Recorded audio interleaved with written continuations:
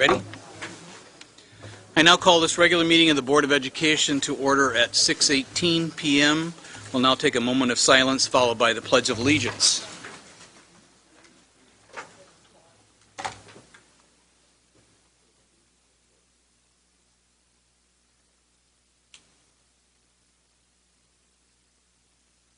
pledge allegiance to the flag of the United States of America and to the republic for which it stands, one nation, under God, indivisible, with liberty and justice for all. Thank you. I will remind the board members to turn your microphones on when it's your turn to speak, and I'll have the coordinator call the roll at this time.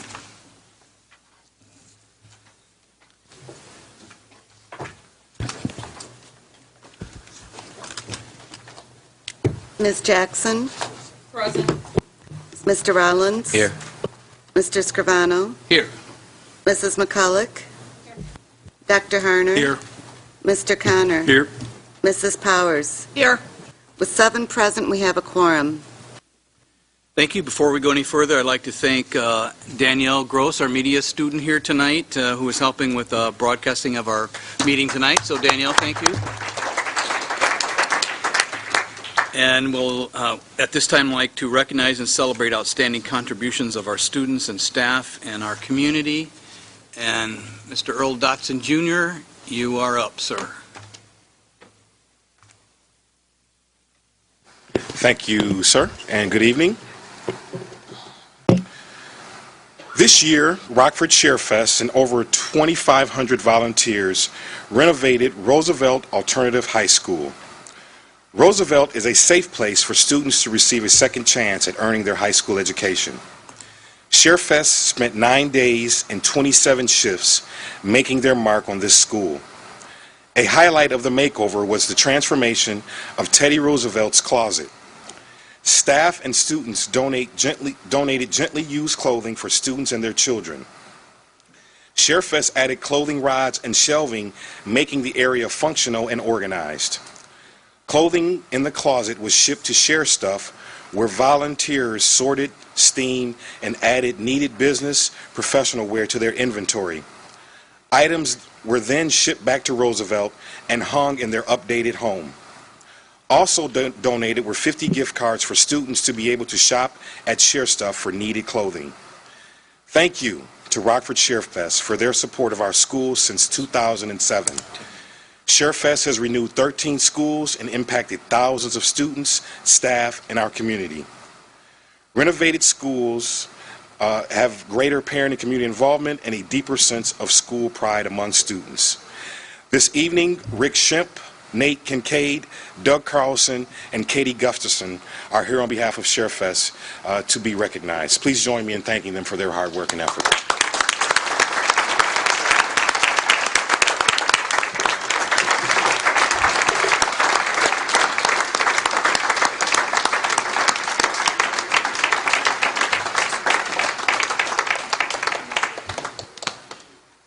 And Josh Pay is also here.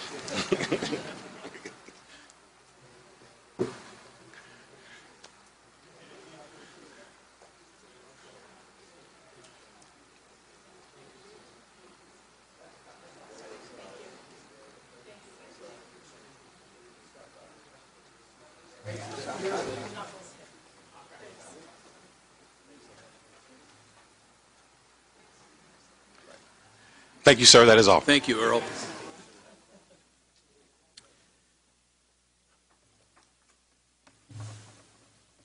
We are now at the petitions and communications portion of our meeting when we invite the public to make comments. The First Amendment of the United States Constitution guarantees the rights of citizens to petition their government as well as provides for freedom of speech. Also, the Illinois School Code requires that there be a time at regular and special meetings for public comment. Thus, we are following those mandates during this petitions and communication portion of our agenda. According to Board Policy 2.230, the public comments portion of the meeting is limited to a total of 30 minutes. The Board will not respond to comments at this time. If it is appropriate, you will be contacted in a timely manner by staff in response to your questions. In order to allow sufficient time for the business of the board and to conduct our meetings in an efficient and effective manner, we are requesting that you comply with the guidelines that are posted, and each speaker will be allowed no more than 2 minutes to address the board. It's not appropriate to address individual board members or individual administrators or discuss matters that would otherwise be confidential in such open meetings. 2 names will be called at one time, the one whose turn it is to speak and the person who will speak next. When you are the second person, please come to the front so that you'll be ready to step up. And we have a clock on the wall to help you with the timing of your 2 minutes. We thank you for your interest and your cooperation with our guidelines. Our first speaker tonight is Allison Wang, to be followed by Anthony Greer. And Allison, yeah, turn the mic on. Thank you. Hello again, ladies and gentlemen. Before I begin, I would just like to say that I do not mean to cause any harm. I understand that it might be difficult to listen to criticism, but I hope that we can work together to give students the best education they deserve. To start, I would like to quote Professor Larry Lessig from Harvard Law School. Institutional corruption is the consequence of an outside influence that weakens the effectiveness of an institution and diverts its purpose. The most common of such influences is money. This type of influence can be best illustrated using a compass. Everyone knows that a compass is supposed to point north. But when there is a magnet near the compass, the needle would deviate from the true north, leading people into the wrong direction. When an institute is dominated by a certain power group, good people are forced to do bad things due to the influence of friends, family, or other factors to ensure the political and economic success or even survival. A classic example is favoritism in government contracts.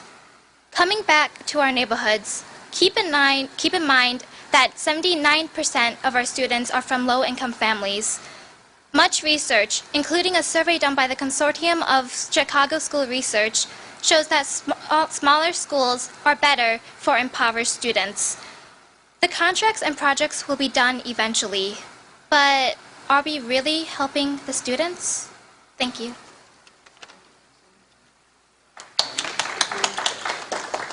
Our next speaker is Anthony Greer, to be followed by Dion Baldwin.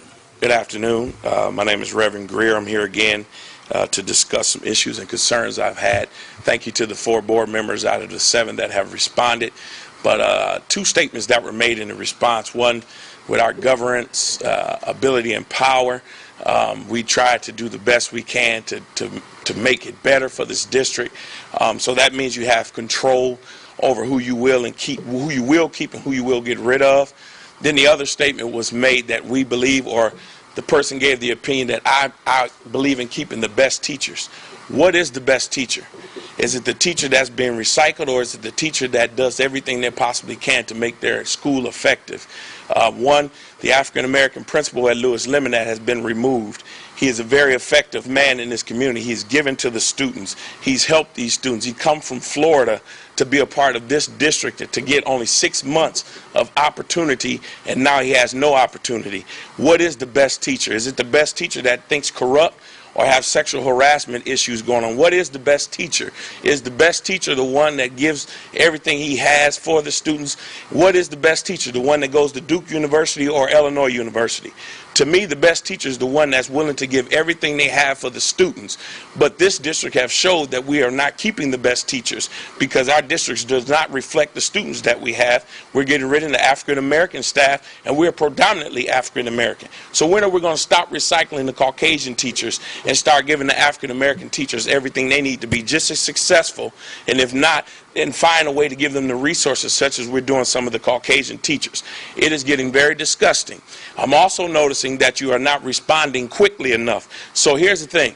If you're not going to show urgency to what's being said in the community, then you shouldn't even be on the board. Because our children are your children, should be, and you should be thinking on behalf of all the children. And right now, our black children are suffering, and it's because of you. So tell me, what is the best teacher? Thank you, Anthony.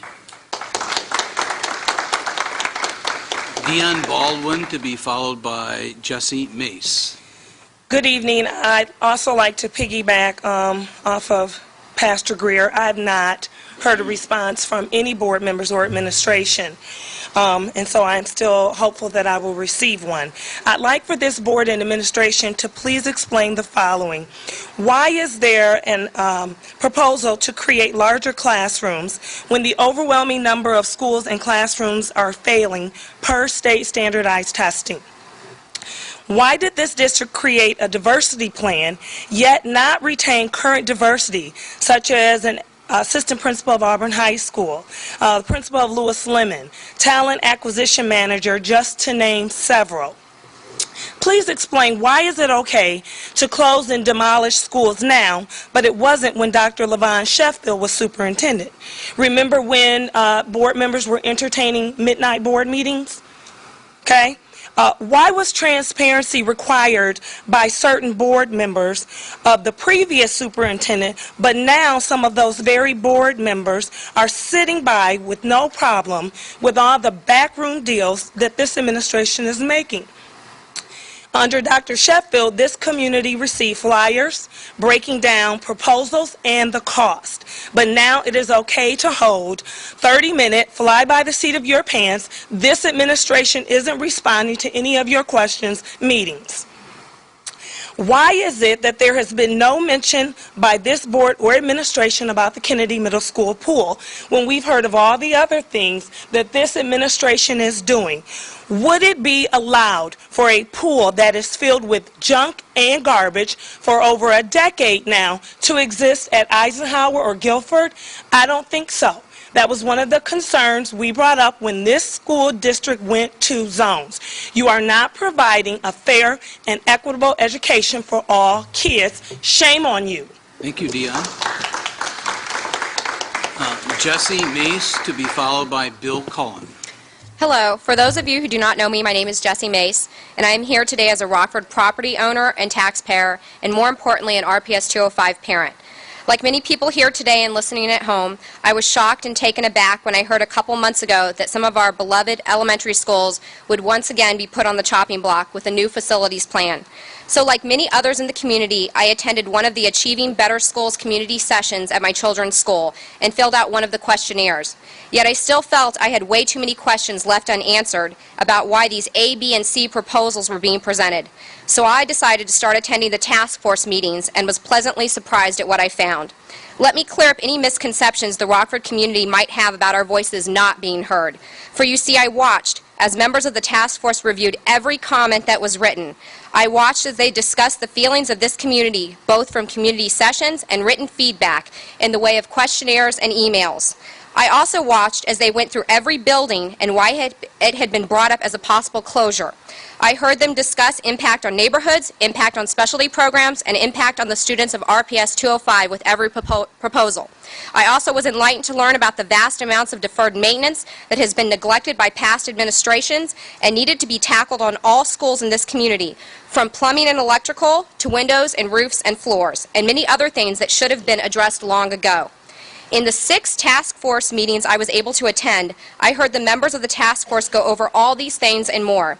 The plan that will be presented at today's meeting is not a plan they came up with easily or without much discussion and careful consideration. I can stand before you and tell you that even if you do not feel they have listened, they have done the best they could to be sure that the students of RPS 205 are in schools that will achieve better learning for all of them. Remember, this is also about demographics, where the students are located now and in the future, and most importantly, money and how that is to be allocated to help all students in the best way to be in the best learning environment they can be now and tomorrow. This plan also considers the money to tackle the deferred maintenance of the future, so we are never in this position again. I hope this community can be respectful and supportive of the plan presented by the task force today and encourage the school board to vote yes to adapt it in our community at the August 12th meeting. Thank you. Thank you, Jesse. And our final speaker is Mr. Bill Cullen. I'm here as the Director of Outreach and Discipleship at Mount Olive Lutheran Church. I'm here this evening to speak on behalf of the principal and teachers at Beyer Elementary School. I know the board has plans to transition Beyer School into an early childhood center and will be relocating Beyer's teachers and principal. For the past 2 years, members of Mount Olive have been mentors of students at Bayer. We have also been privileged to partner with Bayer's amazing teachers and staff in other ways as well. It has been exciting to see the improvements that have happened at Bayer over the past 2 years, particularly this past year under the leadership of Christine Smith. Christine Smith has molded the teachers and staff into an exceptional team whose members support and bring out the best in each other. This is clearly evident in the fact that all of the teachers have elected to return to Bayer next year. It is also evident in the amazing improvement of Bayer students in reading and math. Local assessments have shown that Bayer students have grown in reading and math are above the average district growth. I know there are teachers and staff from other Rockford schools that need to be relocated, and that these relocations won't happen for another 4 years. But the Bayer team, teachers and staff, want to stay together. They are a winning team. They have proven that they work well together, and Christine Smith has demonstrated exceptional leadership. I strongly urge the board to keep this winning team intact with Christine Smith as principal at a new site. Thank you, Mr. Thank you Cullen. for your time. Okay, thank you.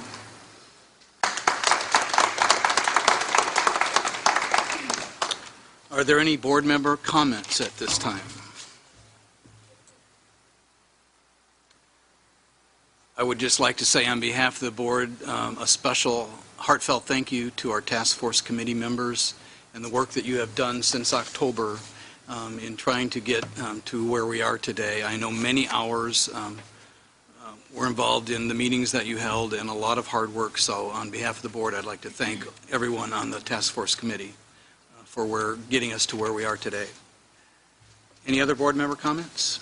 If not, we are now at the consent portion of our agenda, including the meeting minutes of June 24th. I thought we had June 10th, too. Oh, okay, I'm sorry.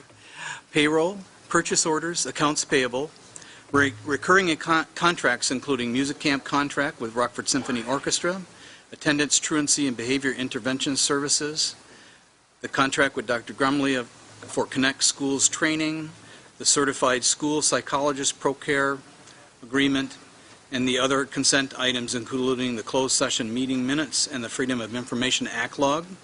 Is there a motion and a second to approve the consent items? So moved. Moved by Mr. Connor. Second. Second by Dr. Harner. Are there any consent items that board members wish to have pulled for separate consideration? Mrs. Powers? Let me see here. The purchase order report, the attendance, truancy, and behavior intervention services, 8B. excuse me, and the reoccurring contract with Dr. Grumley. So 7C and 8B and C. Yes. Any others that anyone, Ms. Jackson? 8A, Okay. D, D. and then the Freedom of Information Law, that's Okay. So 9B. yes. Okay. 8D. So all of 7C, all of 8, and 9B is pulled. I'll have the coordinator then call the roll on the approval items not pulled.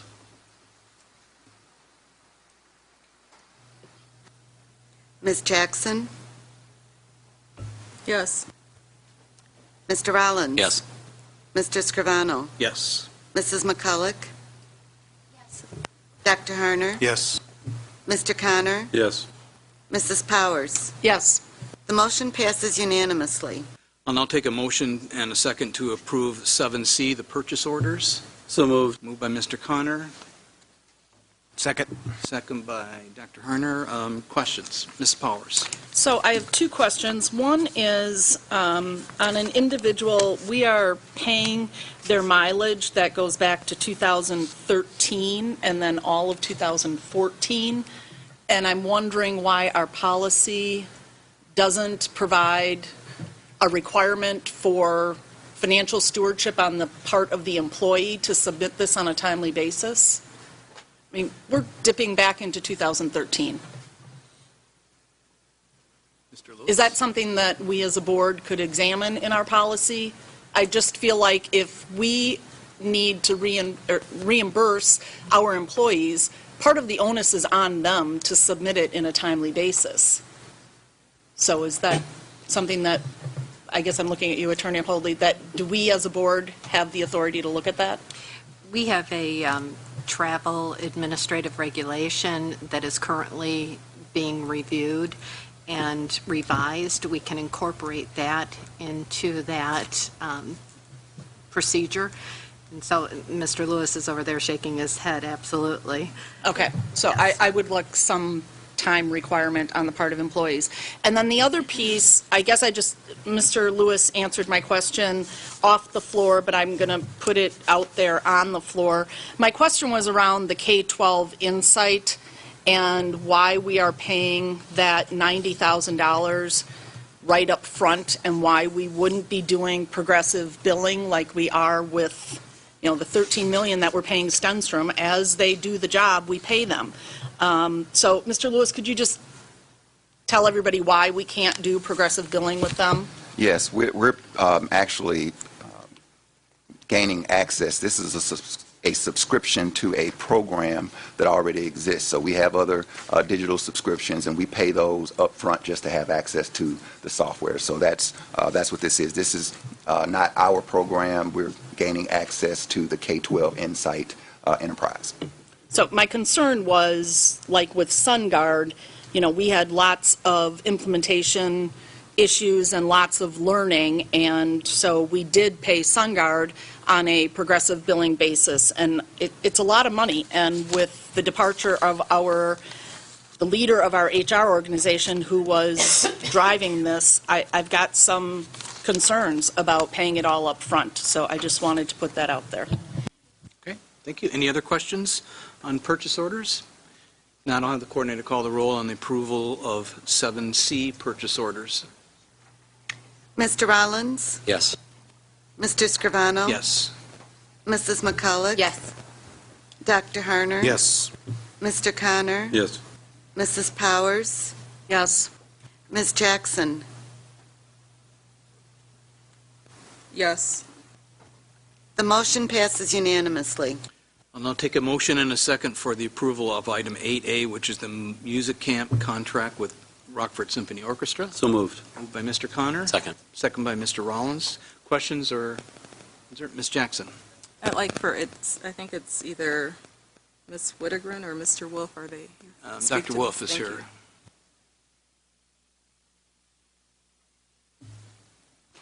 you. Good evening. This contract pays the Rockford Symphony Orchestra for 3 week-long camps with students in various musical portions, wind ensemble. I'm not very good on music, so. Okay.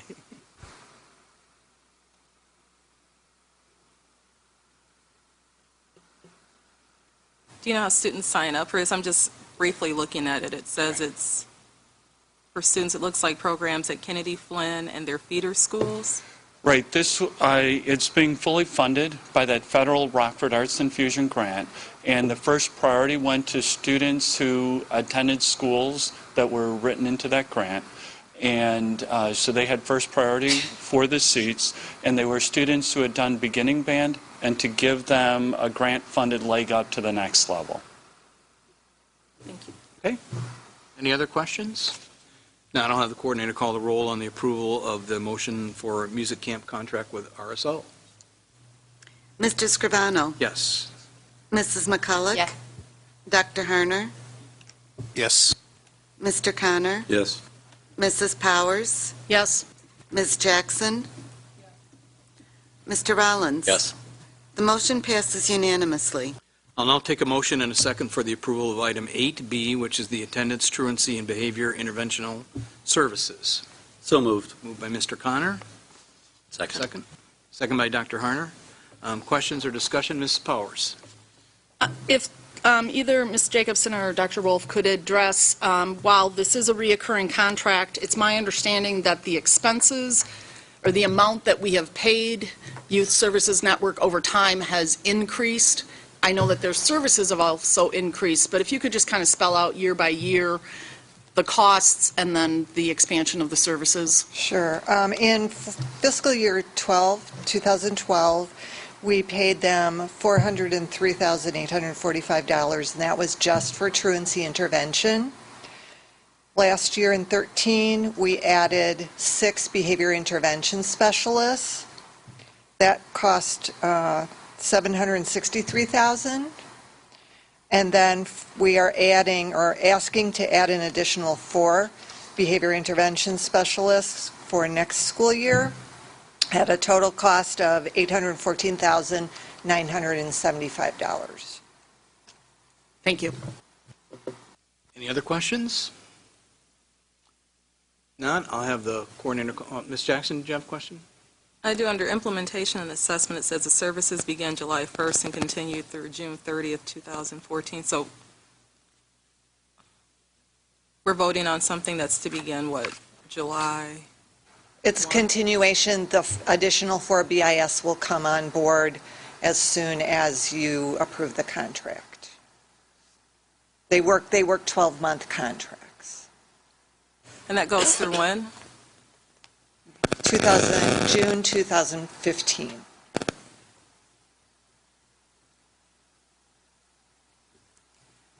And I guess I have questions, because I thought the last time the board approved this, it was a multi-year contract. Can you speak to that? Didn't we approve this before, and it was the same question that came up about the length of this? Yes, it is a multi-year contract, and my understanding is 2014-15 is the last year of the multi-year contract. Okay, it says the agreement is further amended to indicate that the total compensation that shall be paid to YSN for the period of July 1st, 2014 through June 30th, 2016 shall not exceed $204,000. I'm sorry, so you said you think it goes to 2015? That was my understanding. That we were in the second, the coming up year would be the 3rd year of the multi-year contract. Okay, well, that's not what it says. It says through 2016. I didn't write the original contract, so I could be wrong about this may only be the 2nd year.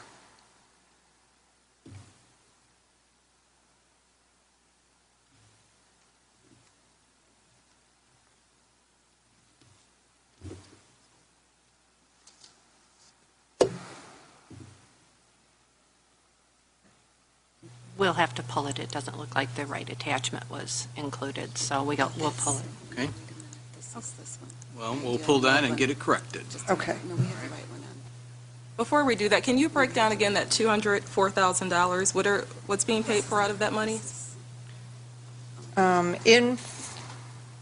Roughly in next year's contract, the total contract would be $814,975,000. Approximately $500,000 of that is for the behavior intervention specialists.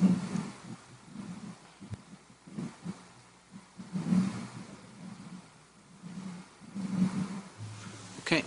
No, it's not okay, because I don't think, okay, this is $204,000. What am I missing? What is, because you're asking us to approve. The additional 4. Behavior intervention specialists That's for the $204,000. Yes. So that'll give us... So they make about $50,000 per year. Right. $51,000. It's salary and benefits. The corrected version of the contract should say through 2015, so You will pull it? yes. Okay, we'll pull that and have it corrected and bring it back. Now I will take a motion and a second to approve the contract with Dr. Grumley for Connect Schools training. So moved. Moved by Mr. Connor. Second? Second. Second by Dr. Herner. Any questions or discussion? Ms. Powers? So is this you again, Mrs. Jacobson?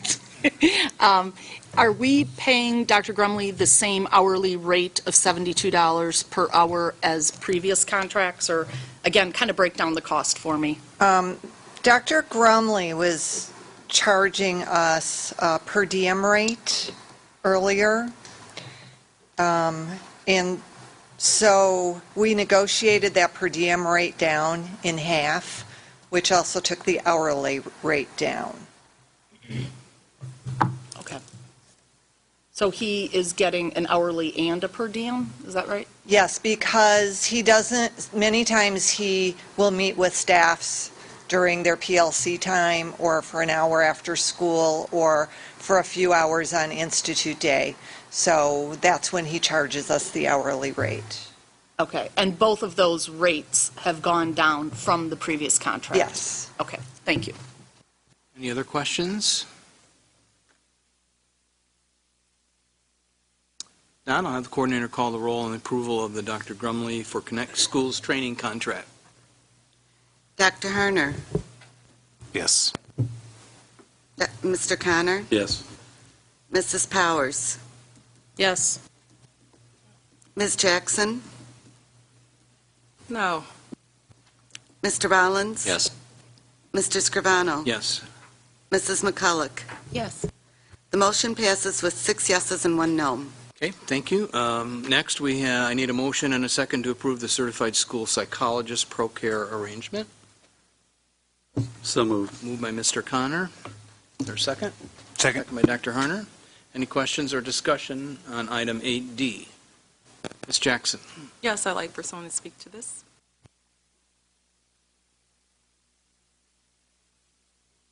Ms. Segers?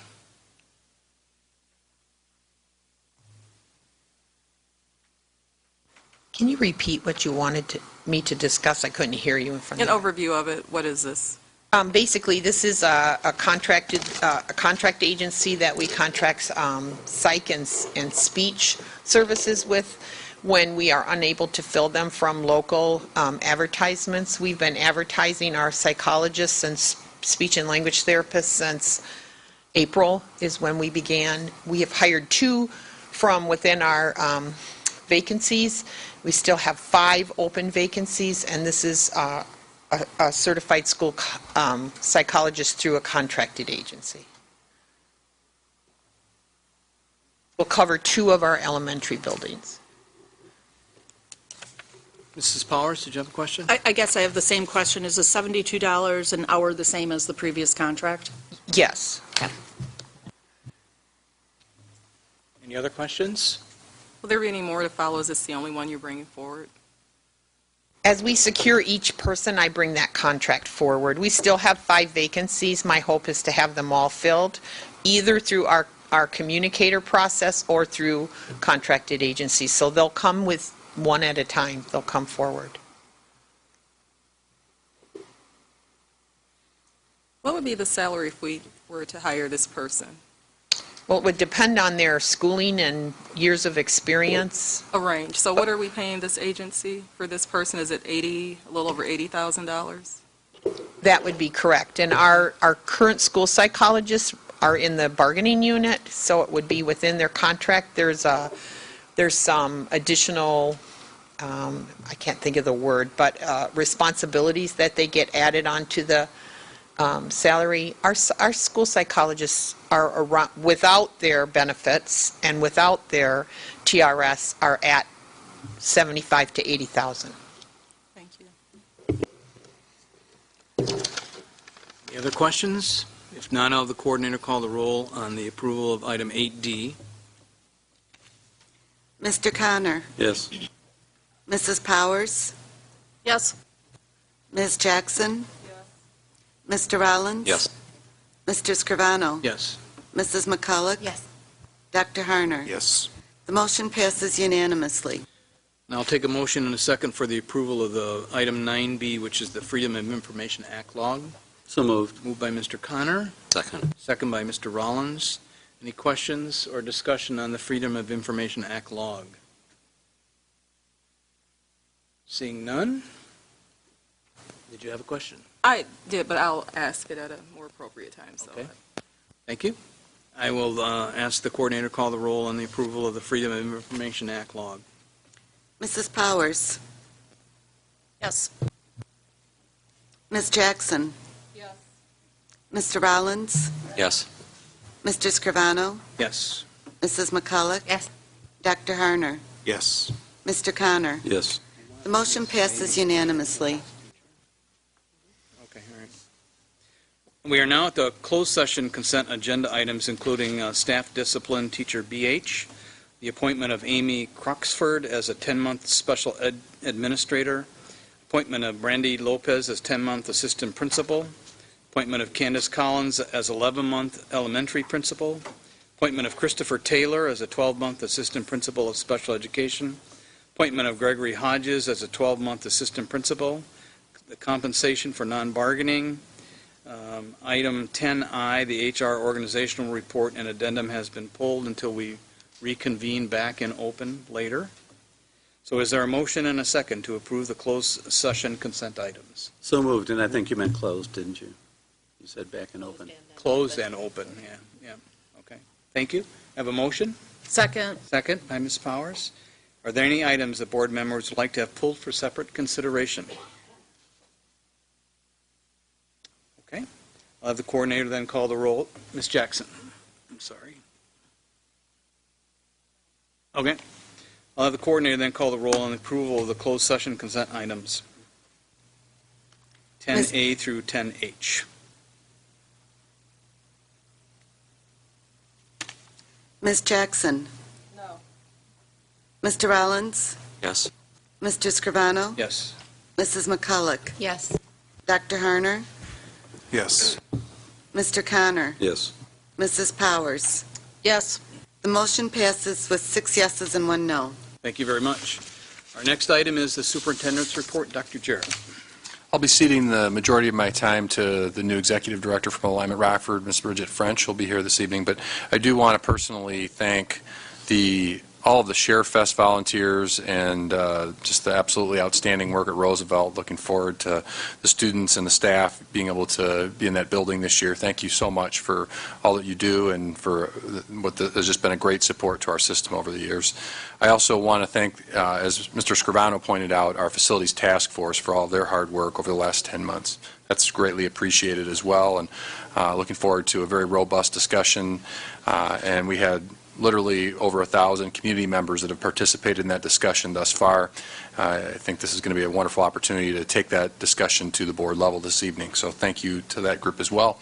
And with that, I will turn it over to Mrs. French.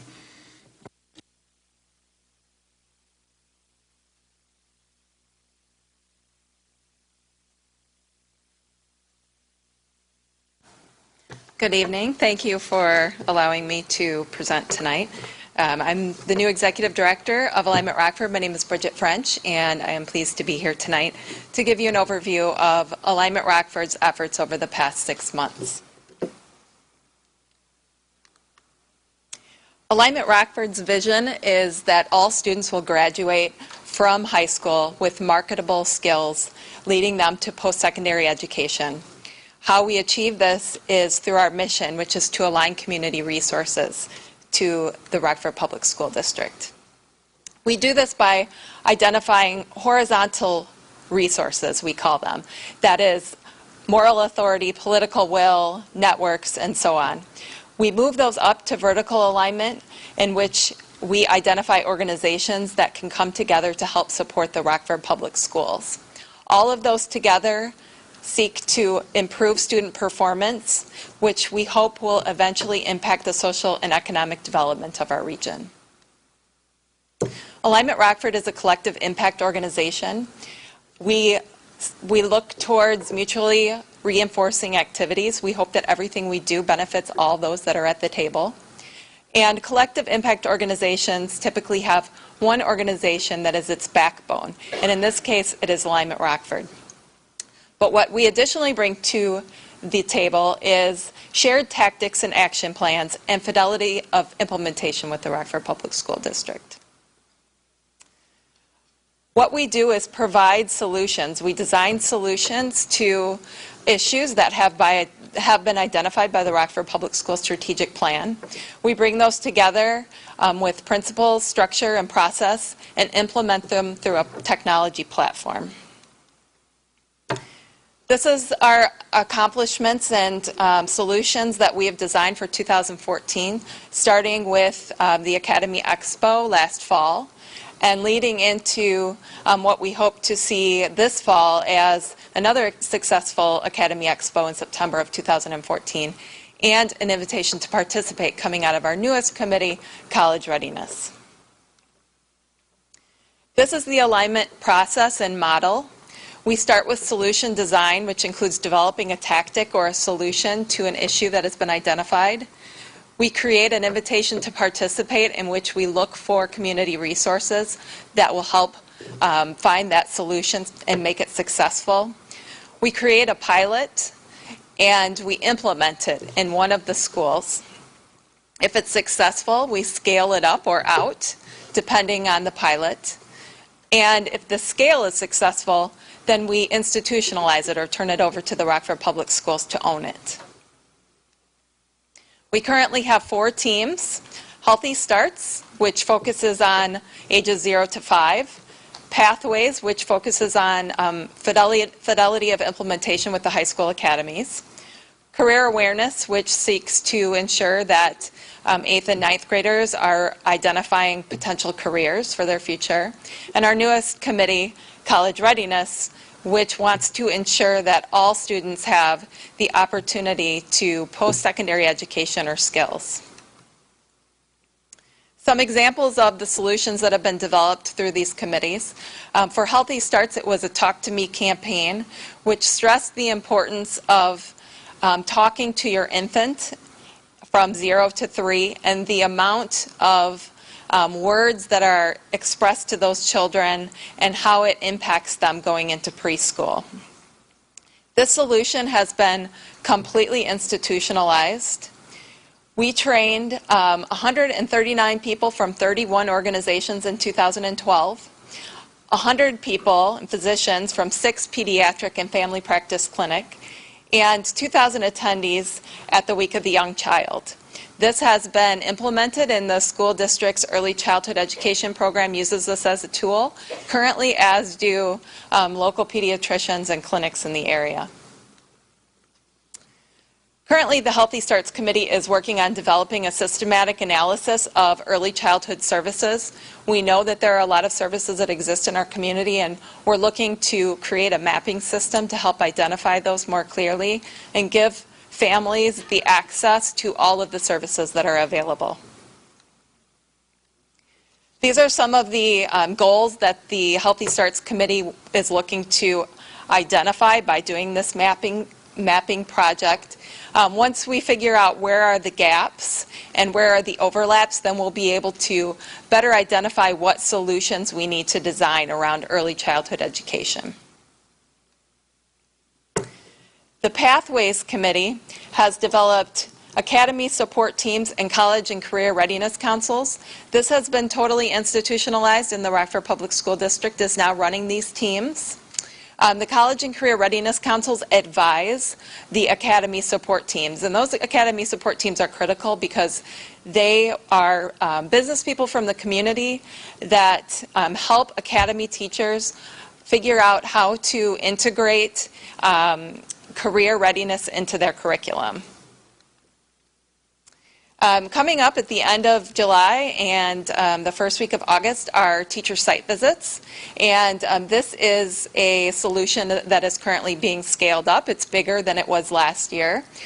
We had 67 businesses reply to the invitation to participate, and 33 of those businesses were chosen by academy teachers. So at the end of this month and in August, we'll have 257 teachers from all 5 high schools going to different businesses in the region and learning about what those businesses do and how what those businesses do can correlate to the curriculum in the high school academies. These are some of the outcomes that we hope to achieve through the teacher site visits. One of the key outcomes is that the academy team members will build relationships with the business community. It will build teacher excitement and buy-in for the high school academy model, and it will prepare them for potential site visits, internships, and job interviews for the students. Currently, one of our big focuses of the Career Awareness Committee is the 2014 Academy Expo. We're really excited this year to welcome the Belvedere School District into the Academy Expo.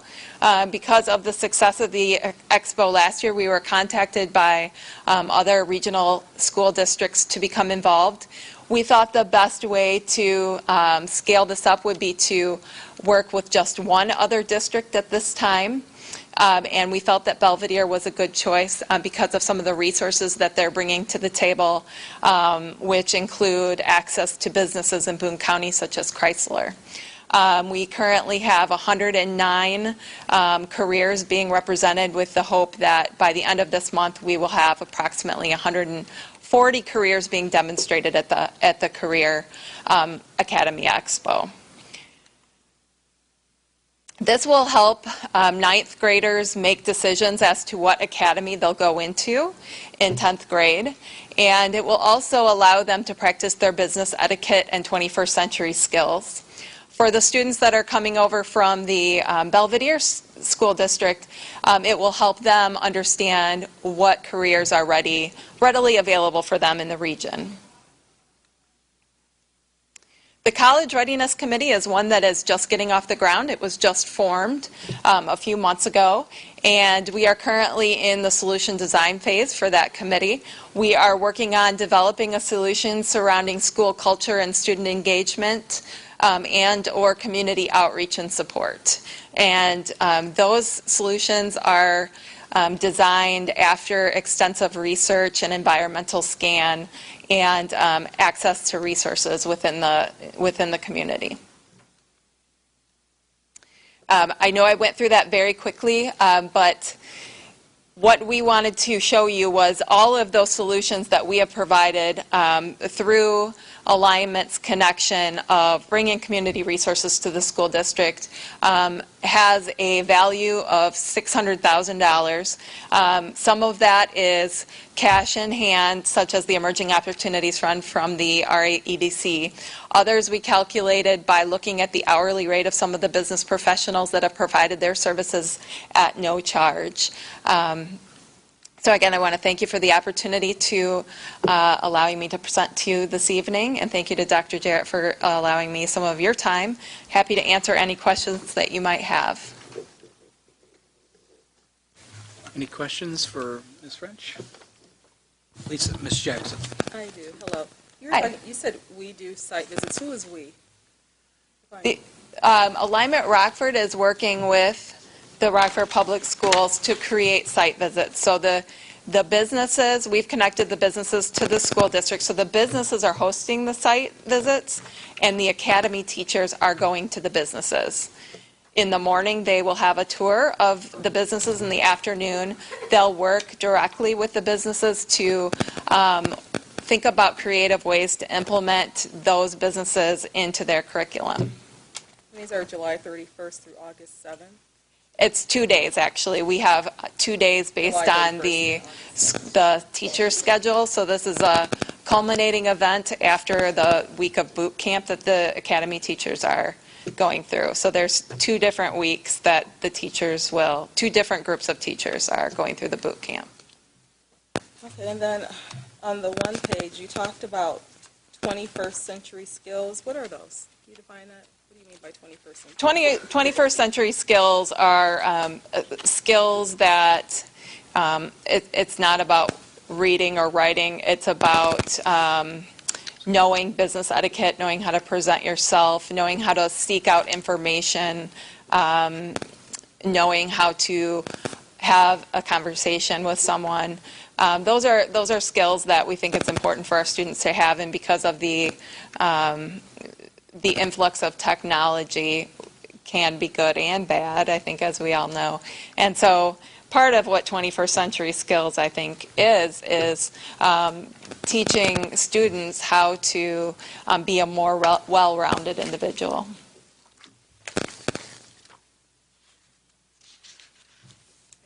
Thank you. Ms. Powers, you had a question?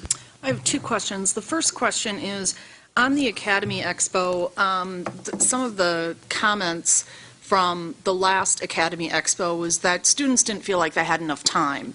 So while having more businesses present can be a good thing, more isn't always better if students aren't getting the time to access those. So how are you addressing that? What are you changing about the expo to allow students to actually have those meaningful conversations instead of just checking off a check sheet or? Sure. There are two things that will address that this year. The first is that last year we had 9th, 10th, and 11th graders at the expo, so there were 5,000 students going through the expo because all of those students had to make an academy selection. This year there will only be 9th graders at the expo, so there will be a substantial amount of students less than last year.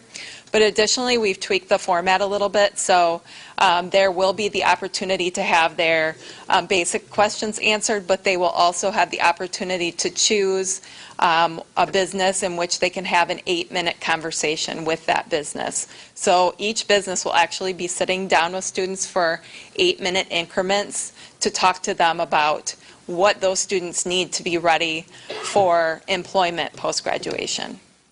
And then I guess my other question, well, a follow-up question on that is more, I think, to our administrators of secondary, and that is, are we making it very clear to students who are new to the district that they can and are encouraged to attend the Academy Expo? I mean, we're getting a lot of students from Chicago. They don't know anything about the academies. They're a sophomore or junior. How are we facilitating their exposure having not gone through 8th and 9th grade? And I guess I'm looking at Mr. Hickman being part of secondary. I mean, how are we addressing that issue for new to the district students that are not freshmen? So if you want that age group to attend career fair, you would not. You would do another orientation within the building and part of that. Mr. Hickman, could I have you step up to the mic? Because, thank you. Hello and good evening. We do have formal plans on that orientation process, but does not include attending the career fair. And so we would use other means of orientation and mentorship to help students guide that decision making. We're also reasonable, although the percentage is extremely low that students change their mind, but you'd have the ability, and I think our schools are set up to be sensitive to those students that did not have this experience. Okay. I guess I just empowering our principals that if they think that that is good for the student, that they can do that. And then my other question is around the Talk to Me campaign and the early childhood. If I'm not mistaken, didn't Matthew Johnson Doyle facilitate a meeting of the minds of Head Start and all the early childhood? And how does that interface with what you're talking about in terms of identifying the gaps and things like that? I mean, it just seems like some rework. And what I heard anecdotally was that the right people were in the room, not that they had the answers, but certainly some of those questions and gaps are the same conversations that I think you all are looking at. So how are those kinds of activities being coordinated? I think I would look to Ms. Kim Nelson to help answer that question. That meeting took place before my tenure at Alignment Rockford. I know that there were a lot of the same key players in the room for that meeting, but I'm not sure any action items came out of that particular meeting. And I think I would look to Kim to expand upon that. One of the things that we noticed with the meeting with Matthew Johnson Doyle back in January was that we still had a lot of questions that we needed answered. And while that was a great conversation, a community conversation, we needed an organization to take the lead on that as far as gathering the additional information and then actually having an opportunity to sit down and look at where are our gaps, what services are overlapping, how can we better align all of the resources so all children in our community have better access. That in combination with new information coming out of the Office of the Governor for Early Childhood, where they're asking us to look at that and take a strategic look across the community, gave us an opportunity to bring it to Alignment Rockford, because we at Alignment Rockford, our committees have the processes and the structure to actually look at that and act upon it, as opposed to a group of providers that come together, and we keep talking about the same thing, knowing something needs to get done, but we all have day jobs. So by bringing it to this committee, we're using the alignment process and structure to get something done. Our very first meeting, we've actually reconfigured the committee. We've added additional people to the committee. Some of those people were the people that had attended the meeting in January. We've added some providers. We're in the process of looking for some business partners, because when you get too many providers in the room, the conversation kind of stays the same. So we need some outside influences as well to take a look at this. And then we've put in a request for proposal to get back from different institutions. We sent to UW-Madison, Rockford College School of Medicine, NIU, Rockford University, Rock Valley, an invitation for them to give us a proposal on somebody actually doing some of the technical writing, taking the data that the committee is going to gather, having them gather additional data so we get a really good look at it and have it be done professionally. So we really have a good roadmap. I mean, right now, if you look at early childhood, it's kind of a plate of spaghetti. There's a lot of things out there. Another visual I used at one of our workshops was we have lots of building blocks. And we can stack those blocks with all the services in the community, because we do have a lot of services, but as soon as the table shakes a little bit, funding cuts, different things that go on, that tower can fall, as opposed to putting things together in a locked, if you remember back when your kids were little, those pop beads or snap and lock beads, where it's connected, it's aligned, it's easy to see. Then we have a better system. Our community is the public schools feeder school. Just like when they go from elementary to middle. So we need to be able to work with our child care providers, our faith-based preschools, our parents that are just doing, in-home things and providing access to services across. So using this process is better. So that was a great conversation to get started. This is actually taking it to the next step. Does that help? It does, and I think you touched on it, that with all due respect, Ms. French, that's exactly my issue, is that not only does funding change, but the people change, and providers can, ultimately we are looking for them to help be part of the solution, and if we're not going to act on the conversation from January, we're going to lose them. Right. And so I'm glad to hear that we're doing that in a more systemic way. So, and there's a parallel process going on at the state level, just so that you know. The Race to the Top money for early childhood that was received by the state of Illinois has been putting in place infrastructure to look at all child care providers. So we're all going to be evaluated on the same scale, whether we're a Preschool for All program, Head Start, or child care. They're putting professional development in place because a lot of parents choose child care, and we need to make sure that what's happening in child care facilities across the state is what's appropriate for our young children and helping us achieve kindergarten readiness at 5. And so we'll be looking at solutions on how we can locally support that as well, but until we have it all mapped out, we're spinning our wheels. So we're going to really do a good job on getting this information, having somebody look at it, and getting people that think more systematically and in 3D models in, because providers don't. We know our lane, and we need those kind of people in to look at this. Okay, thank you. I think that's it. Any other questions? Oh, Mr. Connor. One quick question on early childhood. Is there any plan, or has there been a reach out to the state or any other funding source to help provide more funding for the early education part of the plan? And that's Kim. We're always looking for more funding. At the moment, we're very fortunate that, and I hate to say fortunate, but we're very fortunate that the state has recommended level funding for us, because, level funding is always a little bit of a cut. But we are continuing to look. We did receive 2 or 3 years ago additional money from a federal grant to help expand our home visiting services. We'll be looking at any federal opportunities that come up as new things get rolled out. I had an initial meeting with Teresa Hawley from the governor's office. There is a potential opportunity looking at a full-day program option, but that request has not been released. We don't even know if it's something that we'd be able to do, but she did make us aware of it. So as things come up, we'll take a look at them and decide if it's a good thing or not for us to do. But right now, we are very grant-funded dependent on that. Okay, any other questions? Mr. Rollins? Sorry.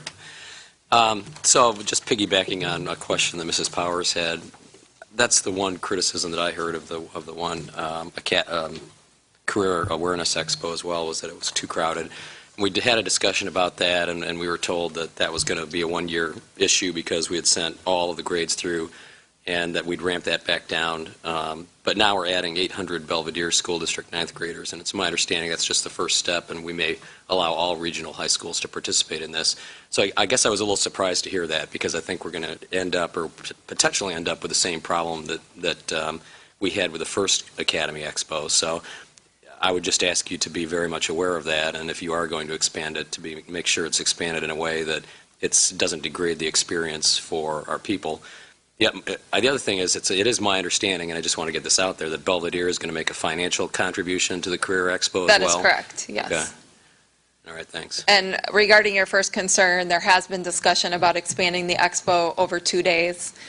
We certainly want to be cognizant of the overcrowding issue from last year, and we still have, at least half of the student population going through this year than we did last year. So we're confident with the decrease in students that it will be much less congested, and we've also been working with Valley Expo and the BMO Harris Bank Center at looking at the layout and ensuring that there is a good flow for the students. So.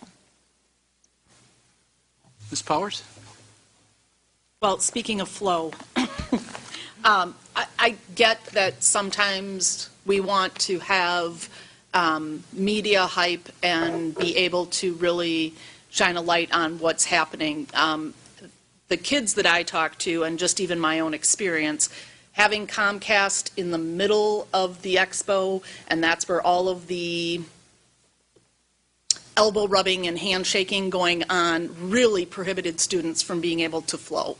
That will be different this year as well. Thank you. Mm-hmm. Okay. Thank you very much. Thank you all. Okay. Again, I would say my next presentation will be much better, and I would really enjoy meeting with each and every one of you individually to talk about my priorities for the organization and how we can work better together. So thank you very much. Thank you. Next are the committee reports, and the Education and Operation Committees have not met since our last board meeting. The Education Committee will meet Monday, August 4th at 5:30 p.m. And the Operations Committee will meet Tuesday, August 5th at 5:30 p.m. And Ms. McCulloch, if you'll give the Facility Task Force report. I'm going to begin the report, and then I'm going to hand it over to members of our committee. I just want everyone to remember that almost a year ago, back in August of 2013, this board supported a contract with DLR to come in and take a look at our facilities and go through a process to determine whether or not the decisions that had been made regarding the improvements of our facilities were vetted fully. And as part of that approval, the board asked to have a board committee to provide oversight of the process. And that board committee would have 2 members of the board and 2 members of administration, as well as community members. Mr. Scrivano asked me to chair the committee and Mr. Harner, Dr. Michael Harner, to be on there to represent the board. Dr. Jarrett asked Mr. Smith and he himself to also participate in that committee.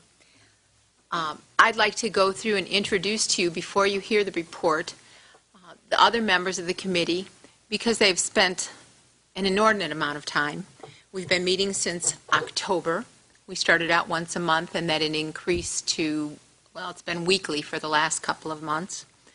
The process itself, there'll be an overview of that process in a moment, but first, let me tell you, we had 2 groups as part of that committee. We had ad hoc members, And these were non-voting members who were there to help us with information and opinions, but the members that we had that were ad hoc were Mr. Earl Dotson, who is our Chief of Communications, and he was there to help us to get the word out, basically, to make sure that we were communicating to the community. Mr. Ben Holmstrom was on our committee, and I'm going to ask, I know it's probably embarrassing, but I've asked them to be here today because they spent so much time, and I really want to give them recognition. So when I call your name, if you don't mind standing up, and stay standing until I finish it. He almost doesn't have to stand. Ben gave us some perspective on construction, and it was important. He gave a lot of good information, background, and was very supportive for myself and in my learning curve about the facilities. Lisa DeCera, I don't believe is here today.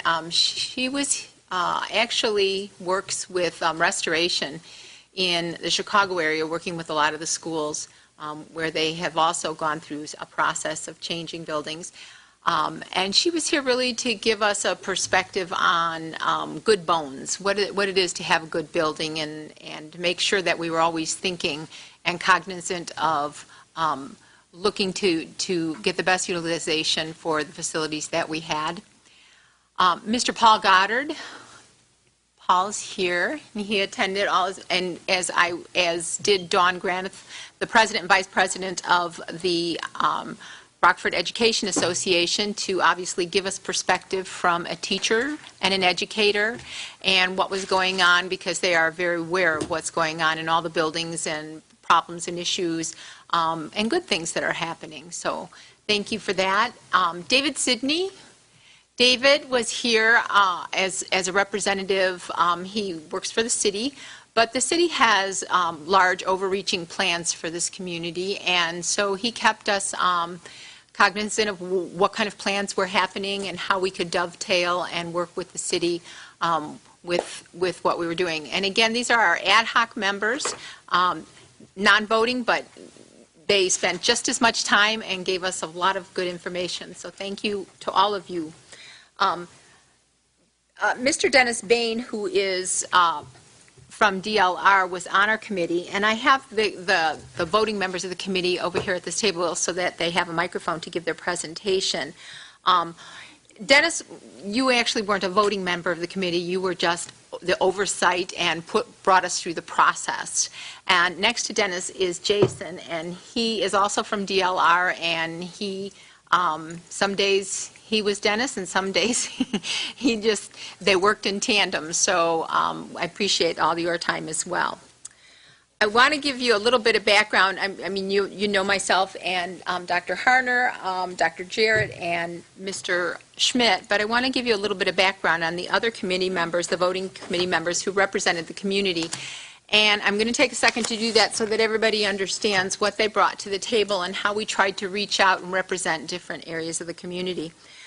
One of our key members is not here today. Sadly for him, he's in Hawaii at a wedding.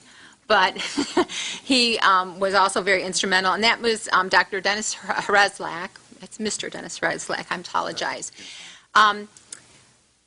Many of you will think, well, Mr. Hreslak was last known as as superintendent of the Winnebago School District, but I don't know if you know, prior to that, he also spent 6 years working in Woodstock as Associate Superintendent of Teaching and Learning.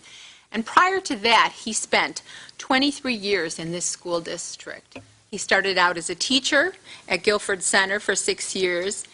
He was an administrator of the preschool programs at Muldoon for a year. And then he became a principal in our system. He was a principal at Bayer, at Gregory, and at Bloom Schools for a total of 11 years.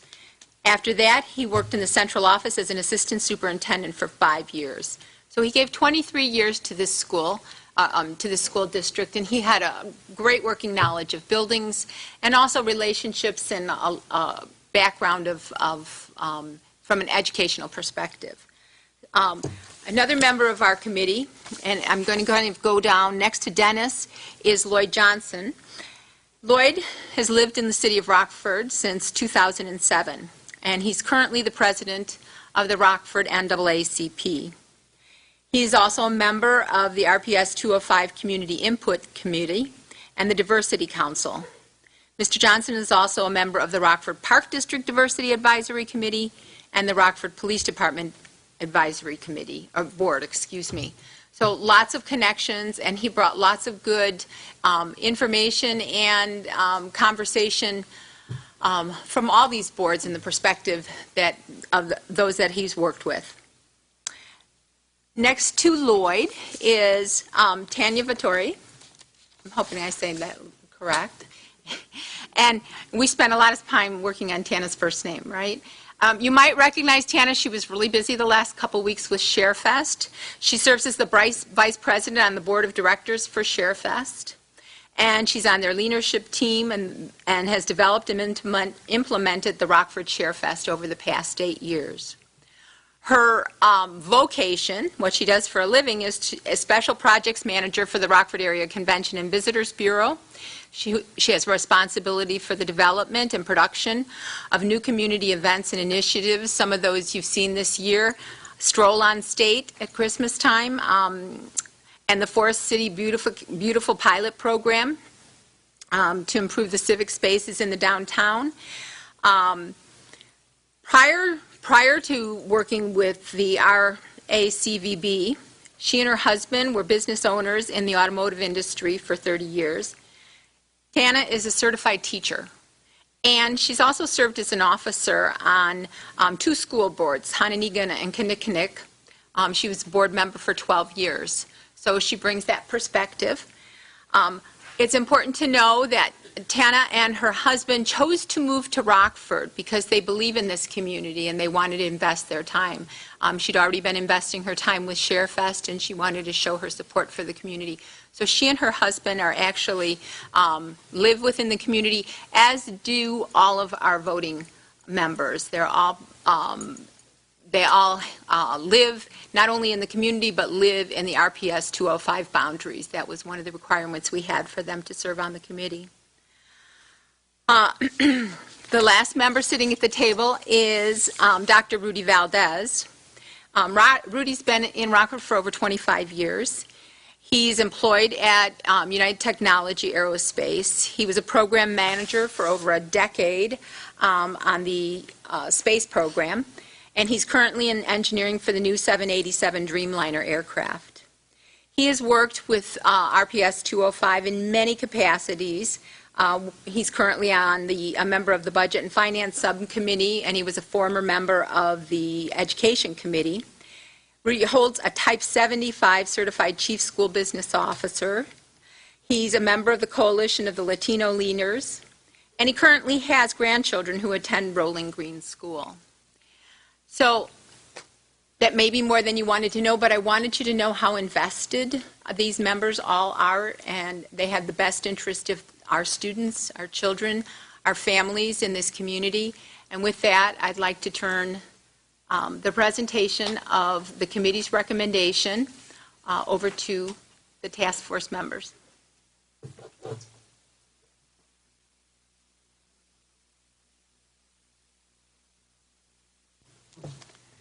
So as an introduction to the main body of the presentation tonight, this slide, the graphic element on the left, seeks to capture the milestone activities that occurred over the last 9 months, beginning at the top with foundational conversations and evaluation.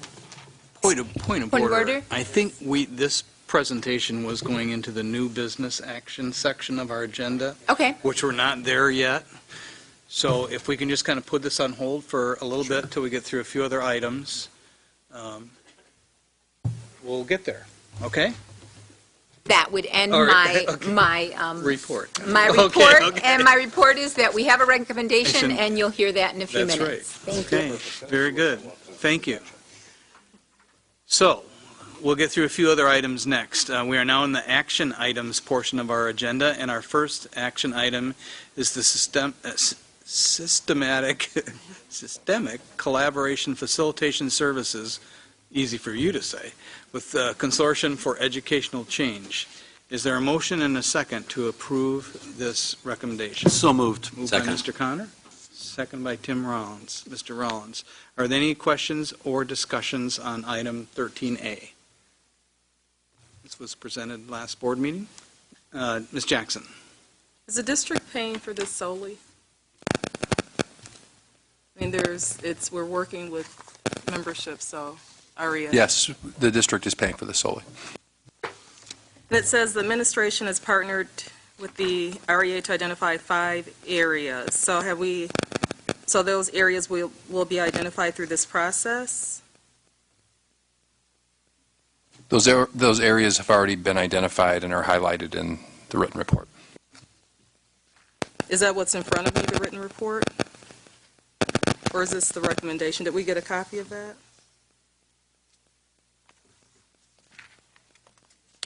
Yes. It's on board. 5 highlighted areas are what we discussed 2 weeks ago at the board meeting.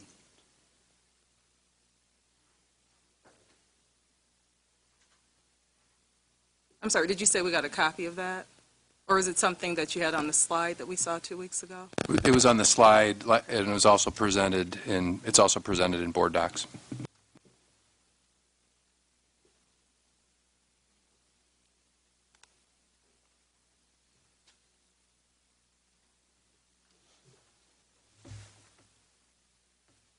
It's part of the executive summary, and it's in the contract as well.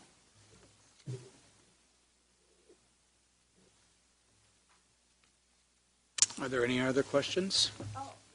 Something I noticed. So last time this was presented, I brought up about the expenses, and it hasn't changed. The amount for the site visits at 4 days is still the $21,600, and it was requested that that be broken down, because when you do the math, that doesn't add up.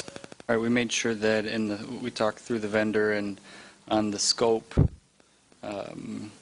under the site visit facilitation, we identify that on each of those days there will be 3 consultants from CC and the 9 Illinois school district leaders.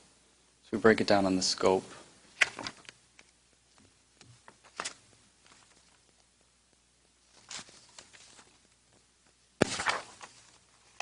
Why isn't it broken down in the Appendix C then, where it talks about it? When Under we the talked, monies. Yeah, when we talked with the vendor, they were going to provide 4 days of service at $1,800 a day per person, so we broke down the amount of people that were going to be there in the scope. I'm sorry if that's not exactly what you were thinking.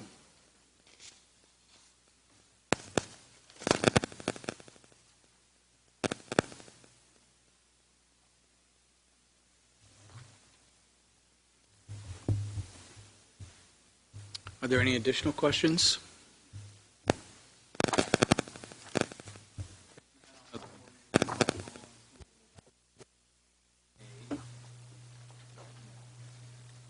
Mr. Rollins? Yes.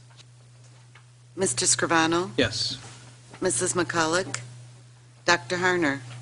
Yes. Mr. Connor? Yes. Mrs. Powers? Yes. Ms. Jackson? The motion passes with 6 yeses and 1 no. Our second action item tonight is the Creative Culture Consulting LLC. Mrs. Cyrus presented this. Is there a motion and a second to approve this consulting agreement? So moved. Moved by Mr. Connor. Second. Second by Dr. Harner. Are there any questions or discussion? Mrs. Powers? Well, when this was brought up at the last meeting under new business, there were concerns about the rider and how it indicates that the materials are the exclusive property of the consultant, and there were other questions. So if Ms. Cyrus can address those? We checked, as was requested, we checked with the provider or the presenter. It's a standard rider that he puts in his contract, and it's very similar to copyright law. So basically what he's saying is that he doesn't want us to provide the materials that he brings for the presentation outside of the people that are participating in the workshop. So he has put in writing to us an agreement that we would share all of the materials that he provides with the people signed up and attending the workshop.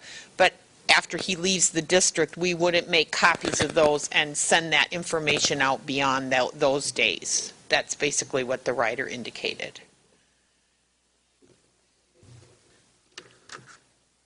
And I guess it's kind of been a common theme of train the trainer, and we're spending a lot of money on professional development.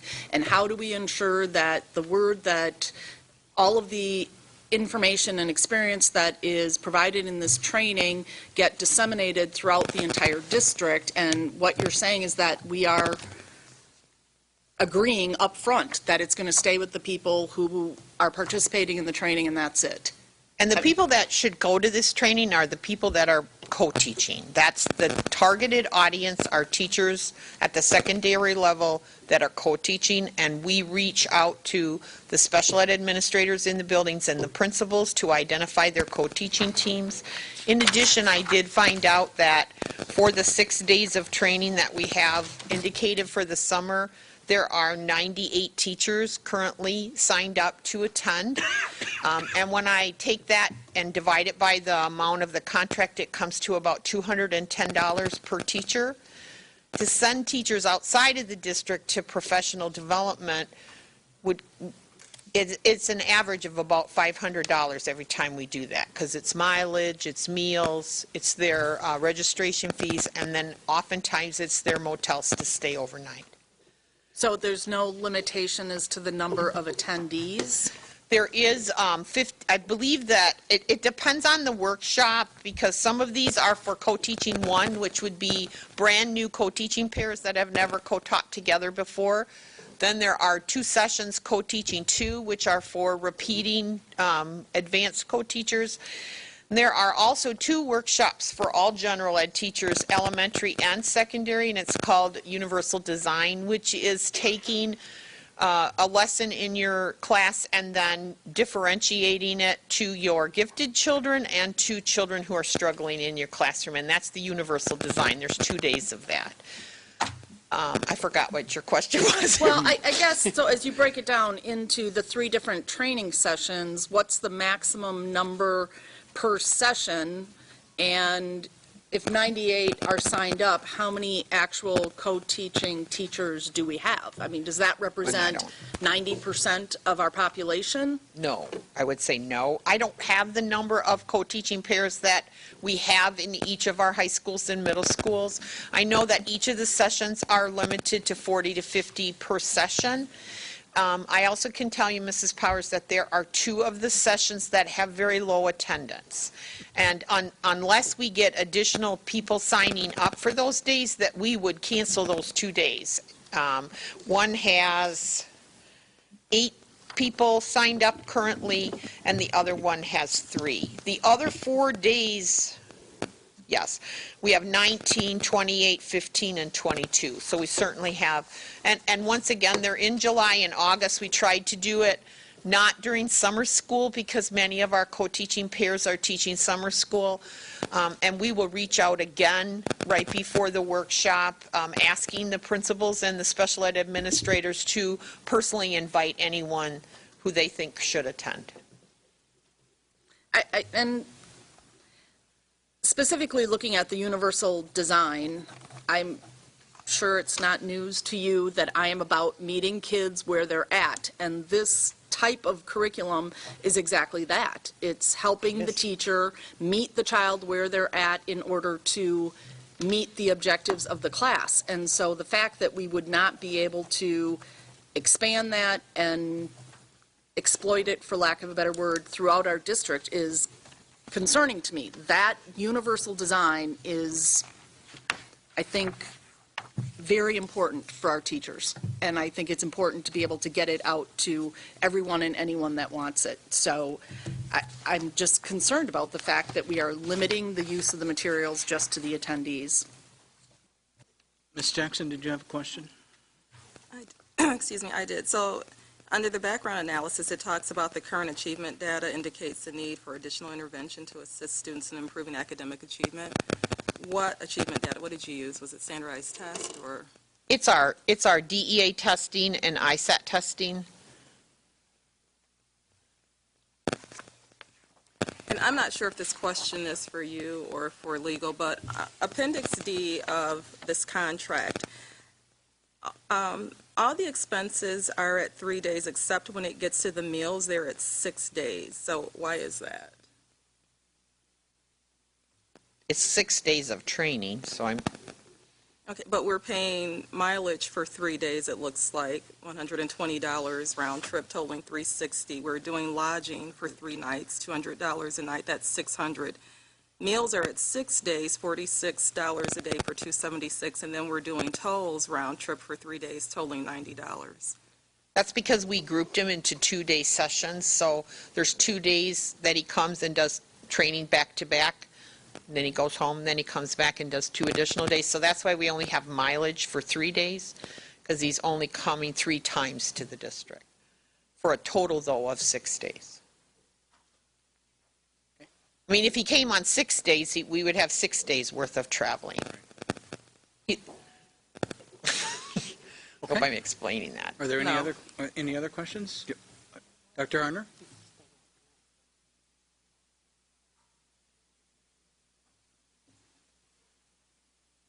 Dr. Hunter, go ahead. So I'm kind of piggybacking off Mrs. Powers' questions. So should all of the people in coaching be involved in this training? If we required all of the co-teachers to attend a summer training, it would require me to pay them a per diem rate rather than that they come to increase their professional expertise. So if we have a particular set of co-teachers that we feel need and are required to take this, they would get an individual directive to attend, and then we would need to pay them. The teachers attending these trainings are attending because they aren't getting paid. They're attending to increase their knowledge. So I could probably say yes, but it's a cost that I don't think I can afford to do. So this is the next best thing to it.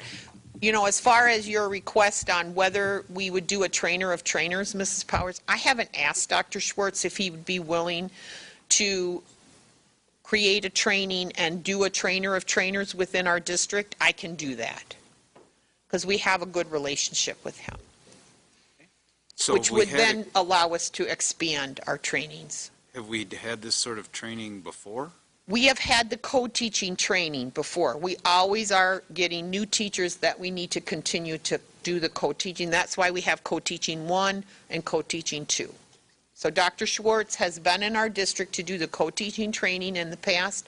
He has not done the universal design training before. And have we found that the outcome has been successful? Yes, subsequent to the training? Yes, we have. The teachers that attend his training have skills that they wouldn't have if he didn't, and they're positive skills, so yes. And so only those teachers who feel personally compelled to learn more will those students benefit, but the other students won't benefit because they didn't feel like they wanted to go. That's true of all of our professional development in the summer. Well, no, I mean, that's not unique to my professional development. But if I'm Teachers going on a choose to family attend. vacation, the Right, timing sure. may not work out. Right. So that's why I'm saying, I have harped on summer training that I get, that's when you do it. But at the same time, teachers are off doing other things than coming to professional development. So I I just don't know how important it is in the whole scope of things.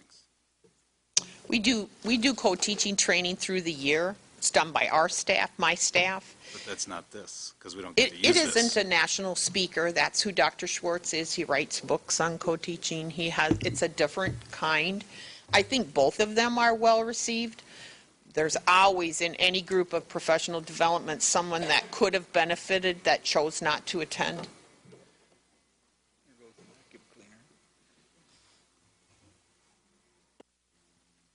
Any other questions? If not, I'll have the coordinator call the roll on the approval of 13B, the Creative Culture Consulting Agreement. Mr. Scrivano? Yes. Mrs. McCulloch? Yes. Dr. Harner? Yes. Mr. Connor? Yes. Mrs. Powers?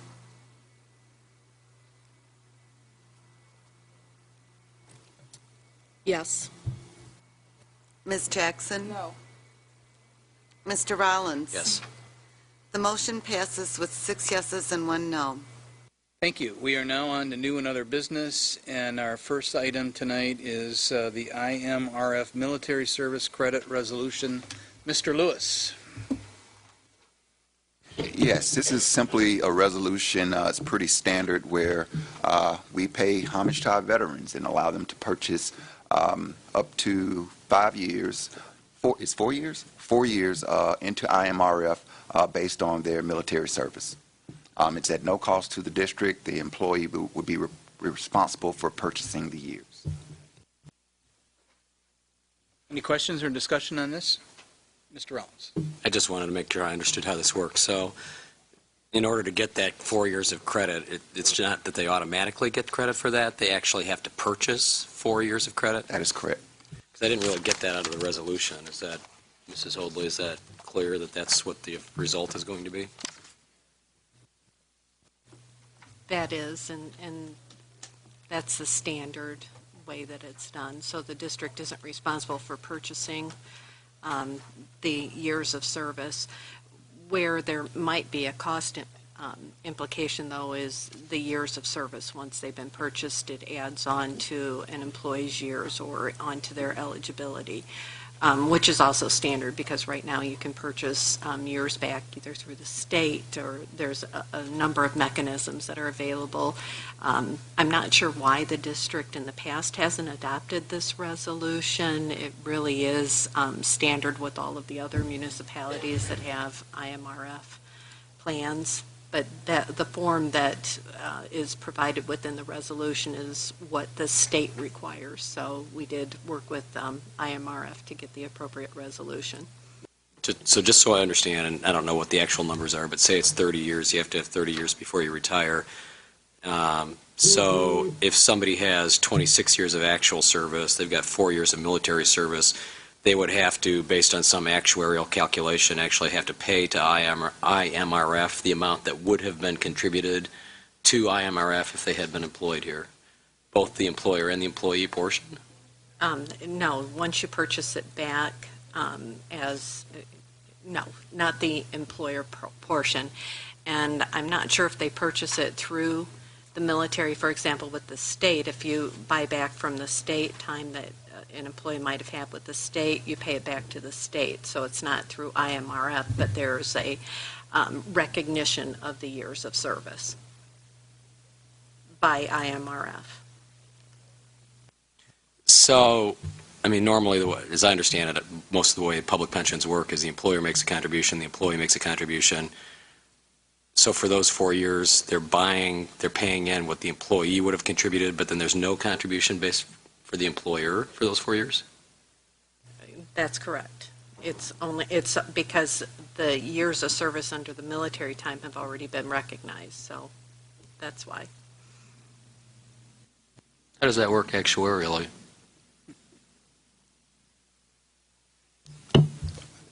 I really can't speak to the IMRF's process and how they compute their actuarials, but what Attorney Hoadley is telling you is exactly the way it works. So the district wouldn't be responsible for anything.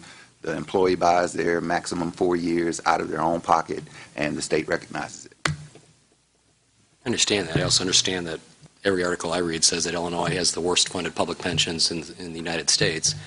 I think New Jersey is a close second, but we're at the bottom. So I guess and I'm not moving anywhere, so I'm going to be paying taxes in Illinois for a long time. So my question, I guess, is does this make sense from an actuarial standpoint? Actually, the IMRF is one of the better funded pensions. In Illinois, yeah. Yes. Correct. Yeah. All right. Mr. Connor. The one, being in insurance, I will say, I don't believe it affects the actuarial as such. This is just the funding for that.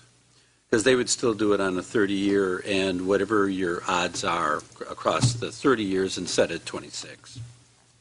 So they would change that calculation, but I don't believe they put anything in there for how it's funded. we can talk about that offline. And just an FYI, in Illinois, IMRF is full pension at 75% at 40 years instead of 30.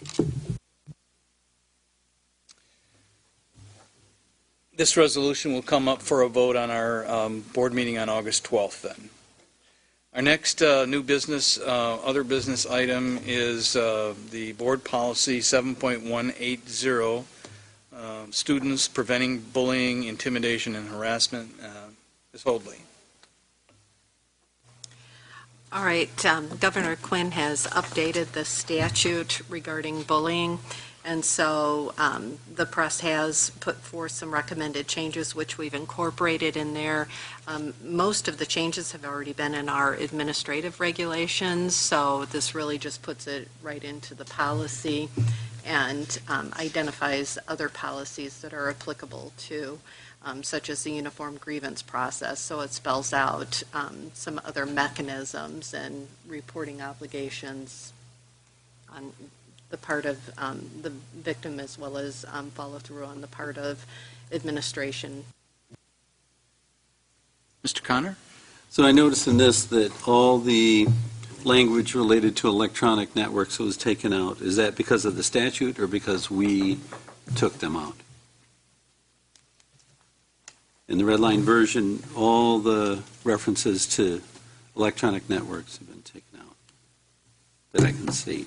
I didn't see them reworded. I could be wrong. We have a separate policy on the access to electronic networks, so it was more duplicative in this one. We could leave it in.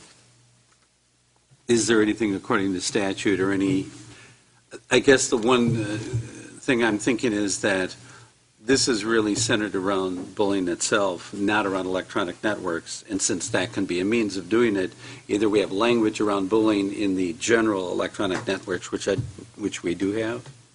Correct.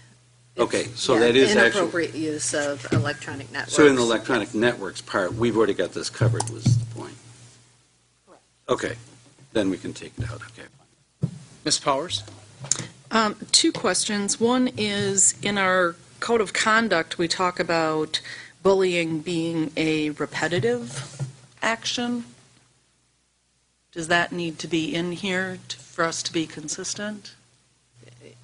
It can take many forms, so while the exact language within the school code, or within the code of conduct talks about repetitive, there are other areas where if it's a sufficient enough of violation, it could also rise to that level. So this is broader, but it's incorporated in various sections of our school student code of conduct. Okay, and then the next one, Ms. Jackson, if you're playing bingo, doesn't a nexus, I mean, we've had issues of students who are on their way to the bus stop, and this specifically talks about just the bus stop, not en route to or from. Are we okay with that?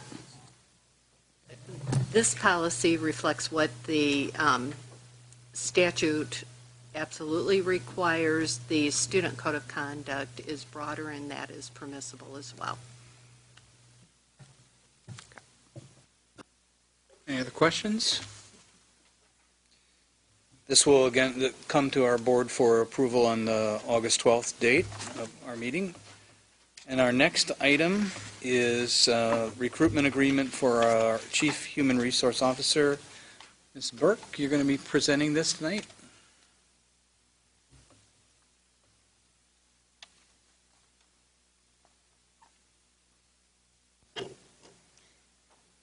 In talking with Ms. Hoadley with regard to the required approach, I was informed I needed to get 2 quotes. This was not done in a vacuum. I'm not leading this search. I will be a part of the selection process, but I'm certainly not going to take the lead. Superintendent Jarrett really is driving this to assure that we get a timely and efficient replacement for the chief HRO. I have happened to have experience with both the firms that I got quotes from, and basically the cost is what drove the decision. Okay. Any questions for Ms. Burke? Ms. Jackson? So you only got quotes from these 2 firms? Yes, I can. Okay, and then I'm looking for it, I can't find it. I believe it's the workplace, right? Correct. That's the one that's being recommended. There was language in there, it's $21,000 for this. Correct. But there's also language in there that speaks to anyone else that they might place with us. We pay $21,000 per placement. Why is that language included? Because sometimes when you're in a search, you find 3 or 4 people that you really like, and you might decide to make room for them in your organization. And so what they're doing is they're covering themselves, that if you pick 2 or 3 and you basically contracted them for one search, that they will get paid for the people that they found for you and not just be limited to the one. So we're contracting them for this search to replace the CHRO. That's correct. And so if they find additional people, but we're not looking for anyone else. No. So explain that. So What has happened in the past is if I'm looking for a chief HRO and we get down to 3 final candidates, and at the end of the day, I like one of them, but actually there's a second one that I'm going to find a room for in my organization, not as chief HRO. So the firm did all the work and did all the vetting, and I filled a different position for which I did not contract them for, but they basically did all the work. So they're covering their bases. So they're contracted to get a chief HRO. If we hire a chief HRO, it's $21,000. If we hire a chief HRO and one other person that meets the needs of this organization, then what they want to do is get paid for that person as well.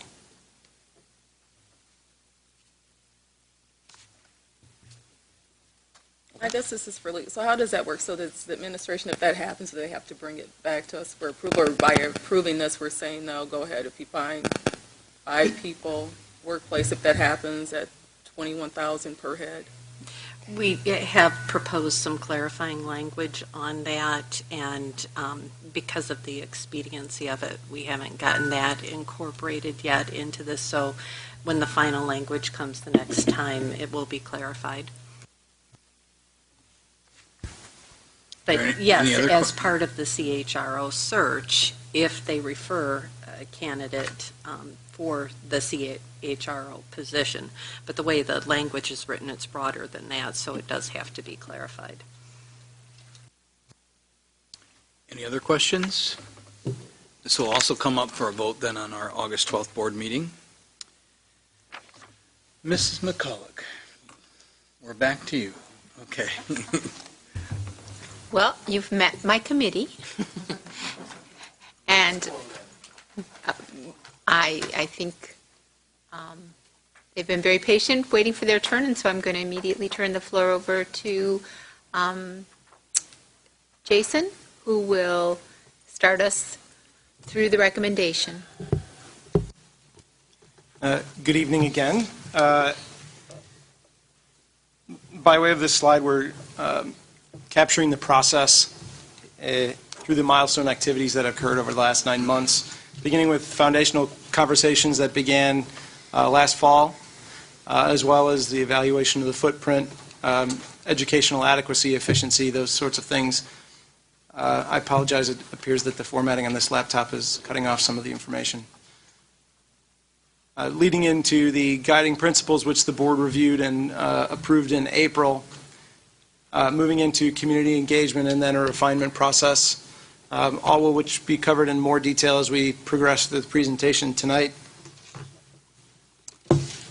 The task force realized it was necessary to take into account the DLR group's case for change. However, the community members of the task force felt it was equally important to consider the needs and concerns of the district's community members. There was consensus among the task force members that community engagement as well as involvement was extremely necessary to the process. 39 sessions were conducted throughout the district, generating an estimate of 1,000 plus documented participants. 3 scenarios were presented to community members, and to say the least, it generated a tremendous amount of thoughtful, critical, and emotionally charged feedback. The community feedback sessions were extremely instrumental in helping us develop the recommended capital plan that is presented to you today.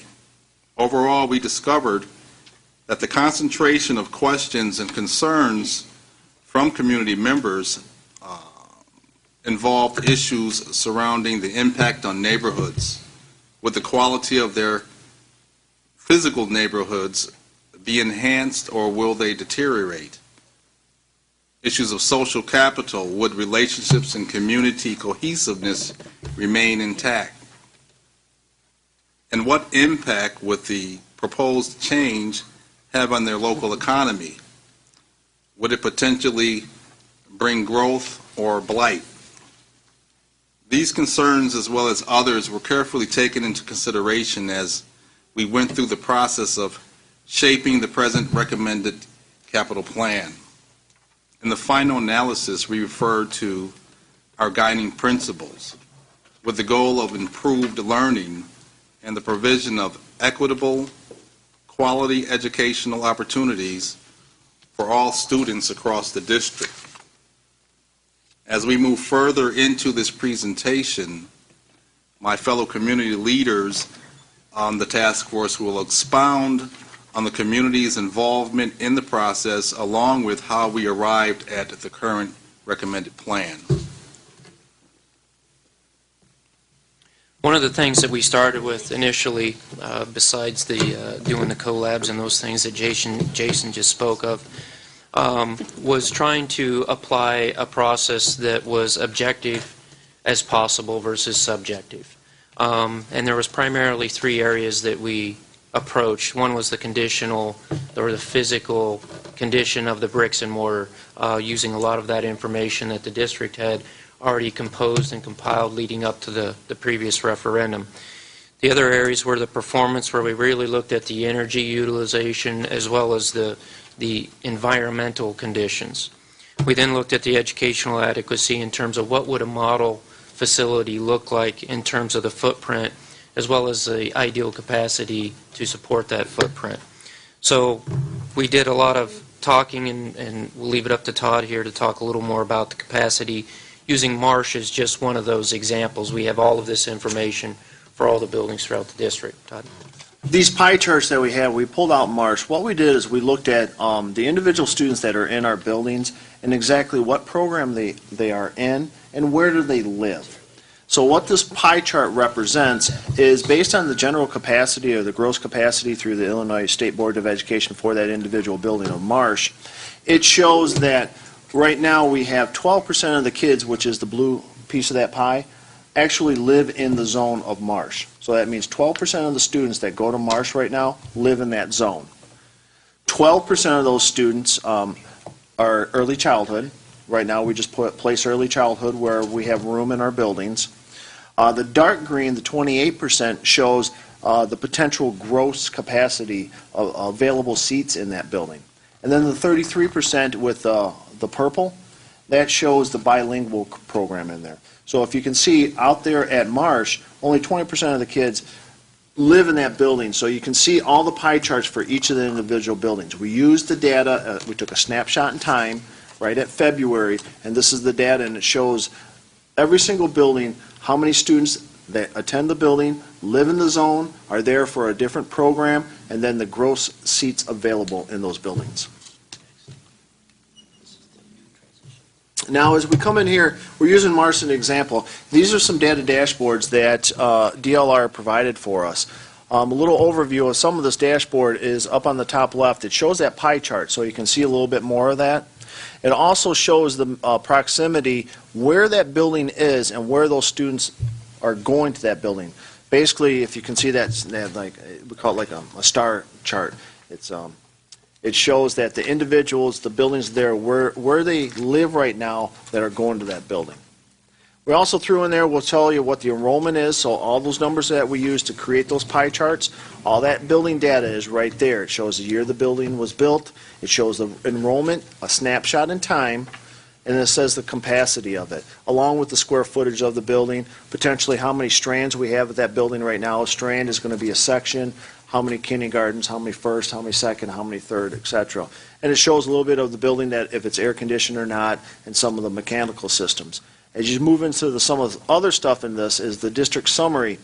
This is some of the things that we looked at when we looked at the energy performance, or DLR looked at the energy performance, the educational adequacy, and then the building condition of them. And I'll let Dennis talk a little bit about that. So the chart, the circular chart that you see below identifies those three areas that we just talked about, the energy, the performance, and the condition and the educational adequacy. So they're color-coded, and along the perimeter you'll see that there is each and every building within the district. So as you, in the center, as the legend says, this is good, and as you work out it starts to get bad. And so in this case, when you start looking at Marsh, you can see, based on the key, how those buildings fare in terms of good to bad, but also the number within each of them shows you how that building related to another building. So it's basically a ranking through of all the buildings 1 through 35. And so you can see it in the context of your district as a whole as you look at your individual buildings as well.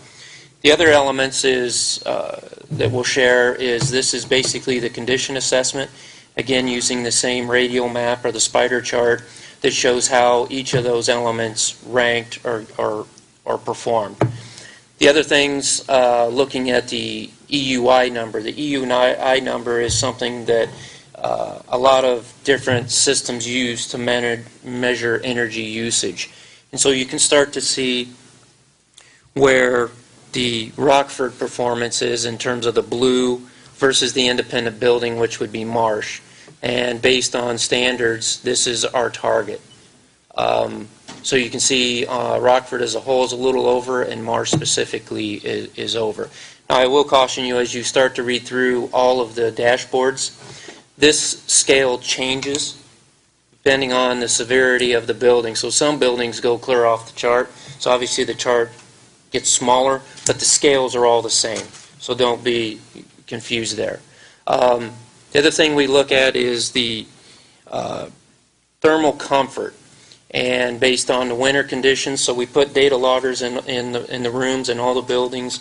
Todd's team, as well as our team of engineers, went around and logged this data in terms of the thermal comfort, looking at the CO2 levels in the spaces, looking at the acoustics in the spaces at different sound pressures and decibels, as well as just the overall indoor environmental performance. So we're trying to apply science to the best conducive learning environments that we can provide. So if they're thermally comfortable, they learn. The brain doesn't start to go into defense mode and shut down. As long as the air is full of oxygen and not CO2, and so you can start to see where you want to target those spaces, i.e. fresh ventilation, the brain doesn't go into defensive mode and shut down and therefore not learn. As well as acoustics, primarily at the elementary levels. If they, up until 4th grade, if they can't hear what's going on, they don't learn the ability to fill in conversation like they do 5th grade on up. So acoustics are important, and it starts to show on the scales on the side here some of those targets that we need to get these learning environments into as we fulfill some of the corrective actions. Anything you want to add there?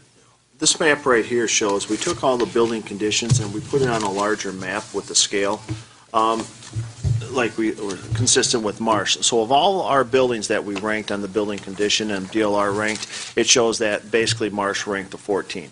Now, there are some numbers up there that are identical. That was just due to some of the rounding where they may have been 14.1 or 14.6, so they just rounded to 14. As you can see up in there, basically you can look at this chart and see throughout everything that we have in the district, if it's green, it's good. If it's red, it's bad. This just gives a sliding scale of, you can look and just give a visual of every single elementary school and early childhood in our district and see where they ranked on the conditions in relation to the other buildings. One thing to point out in here, further on there is basically the red ones were some of the individual buildings that we're looking at consolidating or closing. Can we ask questions as we go, or do you want us to wait? Okay. While the term guiding principles can sound like a non-essential for our group, it became an essential and primary component to decisions that we made. Obviously, as a task force and ad hoc committee, we came to the table with different personal and professional backgrounds and thoughts and opinions about how we'd like to see facilities changed. So to guide our discussions and ultimate decision for a recommendation this evening, we developed guiding principles for facility planning, which you as a board have approved. Throughout the process of development, the guiding principles drove our decisions, and at times they actually helped us keep on a straight path. The overarching principle by which we operated was to plan what was ultimately in the best interest of our students. While each guiding principle has focus, obvious principles such as safety, parental involvement, student benefits, and appropriate facilities would be expected. Additions that I'm proud that we've championed include understanding that our schools are truly a public investment, and we are recommending that funds are appropriated towards schools that, if closed and if raised, if necessary, that green space is created or park-like atmosphere where appropriate. We're also recommending that a task force be created upon passage of our recommendations to oversee potential purchases of school buildings, to vet the purchaser, the development plan, and funds available so that a school building does not sit vacant for an extended period of time. We truly understand the value of schools as neighborhood anchors and as neighborhood centers. We've also been intentional to look at programming and where students live, and whenever possible, make decisions so that students and families are closer to their neighborhood schools.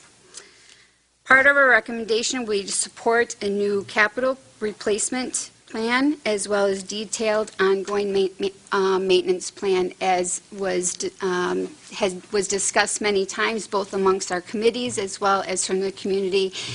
How do we prevent getting into this position ever again? And so those are key components that were critical and important to us, and also align themselves well with the guiding principles that collectively we all have agreed on.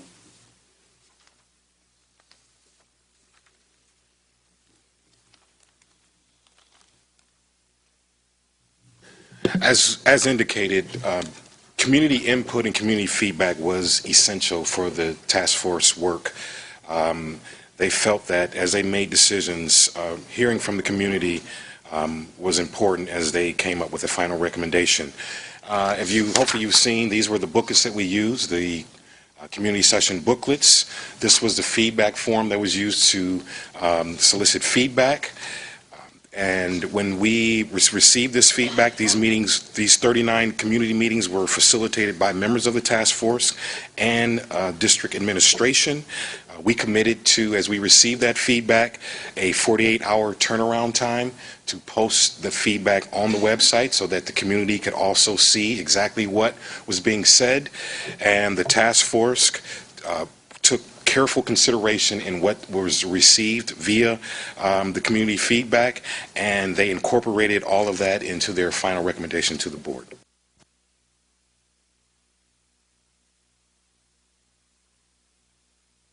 So as we got the input, particularly as they went around to the 39 meetings, we got quite a few comments as they collected that information. And so it was a process that we engaged in terms of sifting through what do you do with approximately a little over 600 comments. And so that was part of the review and the refine process. So synthesizing the feedback, we made copies of all the comments, of all the input that was provided, and gave a copy to each of the facility task force members. And during the meeting, we actually took the time to make sure that they read them all. Versus making it a homework assignment. It was important that they read all of them and that they, as a group, sat there and wrote down common themes, if you will, common thoughts as they read through them that started appearing and reappearing.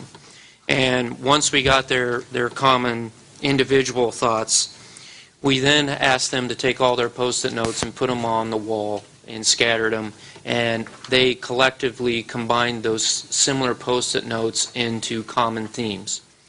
So as we got those common themes, then we started to digest them one by one to make sure that we were all understanding and interpreting and comprehending the exact point that was trying to be made from the input. And there was a lot of discussion in terms of making sure that meanings were correct, because words have meanings, making sure that we understood what it meant and how it was going to be used in the context. From there, then, we looked at how basically prioritize the comments. Was it a consensus item that, yes, we all agree? Was it something that the next round of maps we had to digest needed to make sure that we took care of that? And so we did that with the committee. Then we went back and developed some additional maps, and it actually came down to a couple.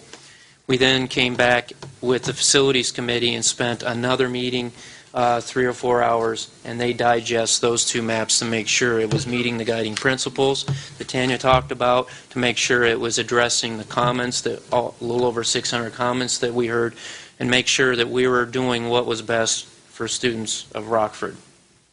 And it eventually came down to a single plan, which is part of the package that will be presented tonight.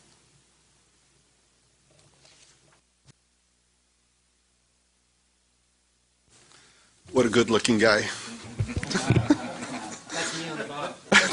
That's me on the bottom. Thank you. I appreciate that. Next slide. Thank you. So the next several slides are going to provide an overview of the changes to the buildings. I'm going to describe the changes using the groupings illustrated by those legends. And I'm also going to repeat the legends, the appropriate legends, as we go through the section, the appropriate section. But going through it, the orange rectangle is Early Childhood Center, that's lower left. The yellow stars, renovation of magnet schools being the gifted year-round dual language and Montessori. The yellow/green star is the repurposing. This is for magnet schools, and it's repurposing the additions and renovations. Let me just see. Is this yeah, there it goes. And where are we? The yellow circle is renovation. The yellow and the right underneath it, the yellow and green, is additions and renovations. The red circle is closures, demolitions, or selling the property, the building.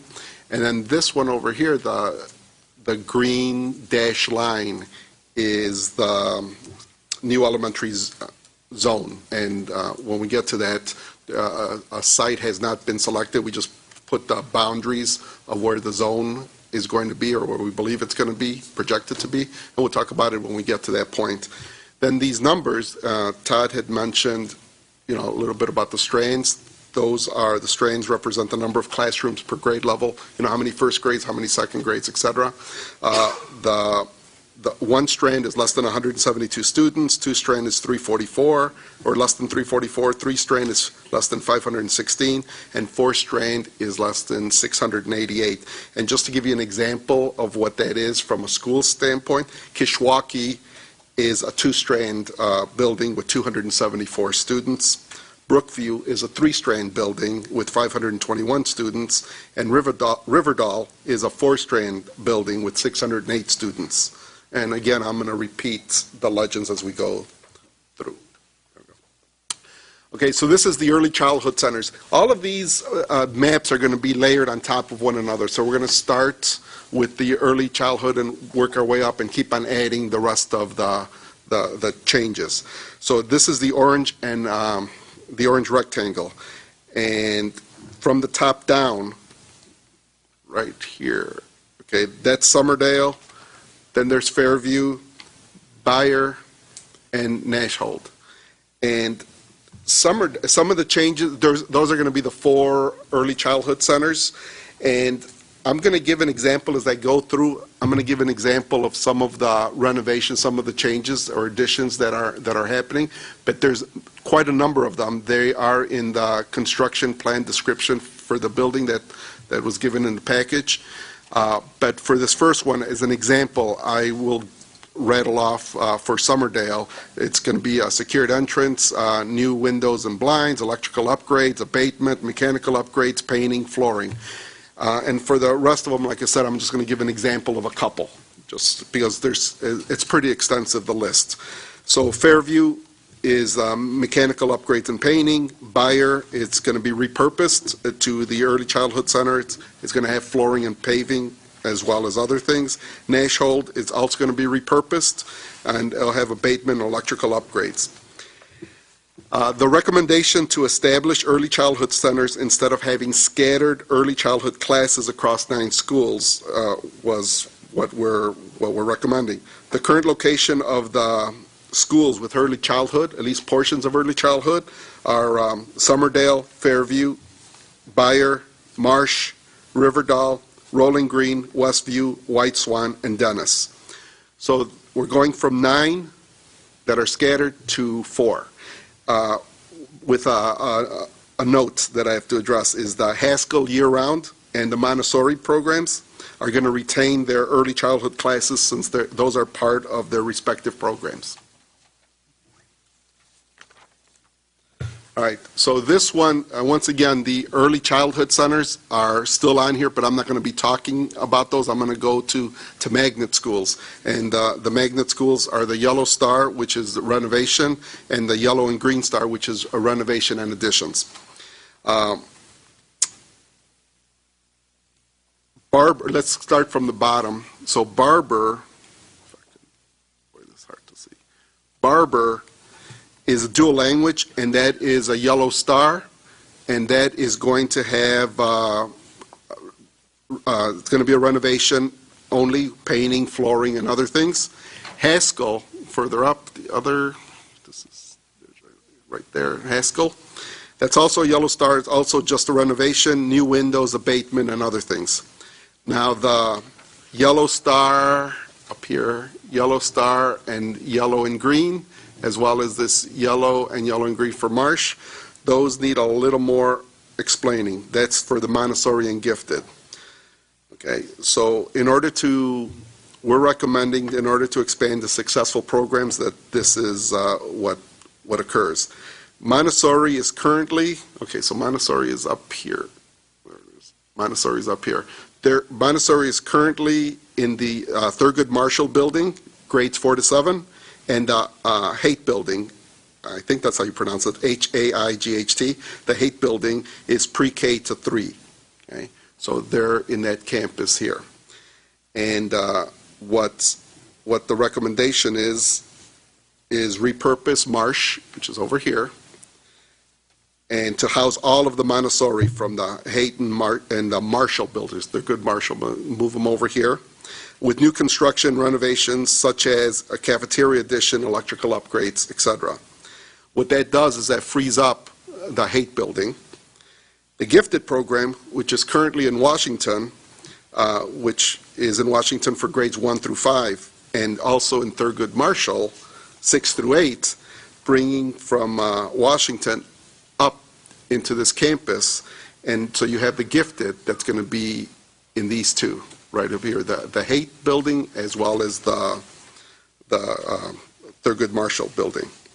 And the Marshall building, Thurgood Marshall building is going to have auditorium renovations, paving, as well as other things.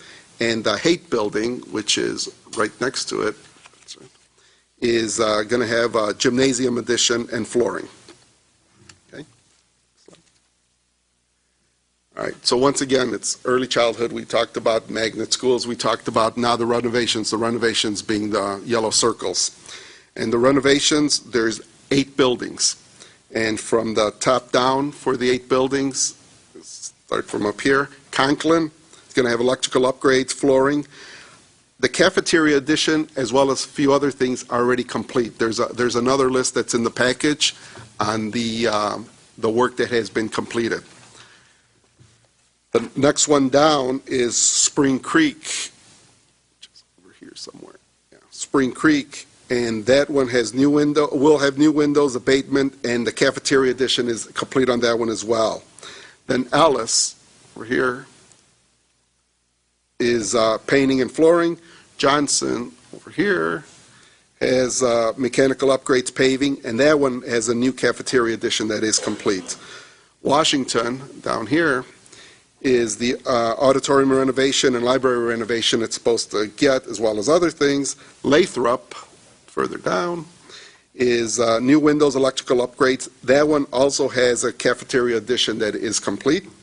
Rolling Green, where Rolling Green is, and that one is Bateman, new windows, and that one has a new parking lot, and that's complete, because when I go pick up my grandkids, it's very nice to go and be able to park.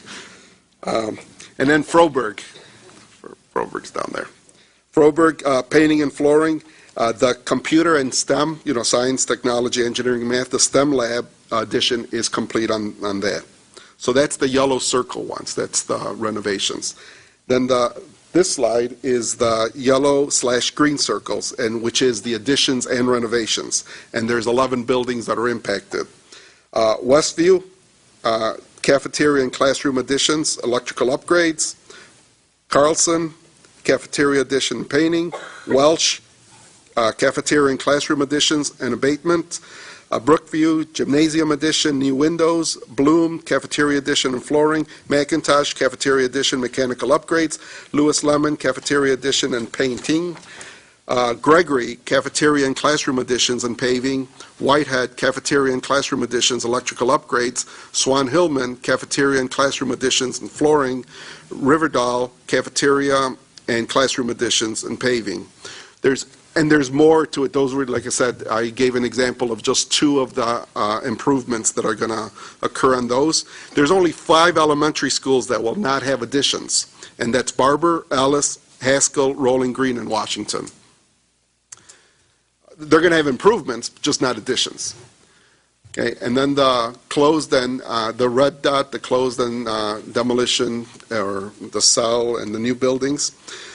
That's the red dot, and there's, I think it was mentioned before, but it can't overestimate it. We have to keep on addressing it, because we hear this in the community and we always correct them that the blight is not going to be there, because there's $500,000 per building that's going to close that is budgeted in order to raise the building and make it green space. However, there's going to be a committee that's put together to work with seeing if it could be repurposed, sold, it could some other advantage that we might have, but we're not going to wait a long time like we had in the past, like church school that's been 12 years or so, that ends up being a blight. We're very sensitive to that. We heard the community loud and clear.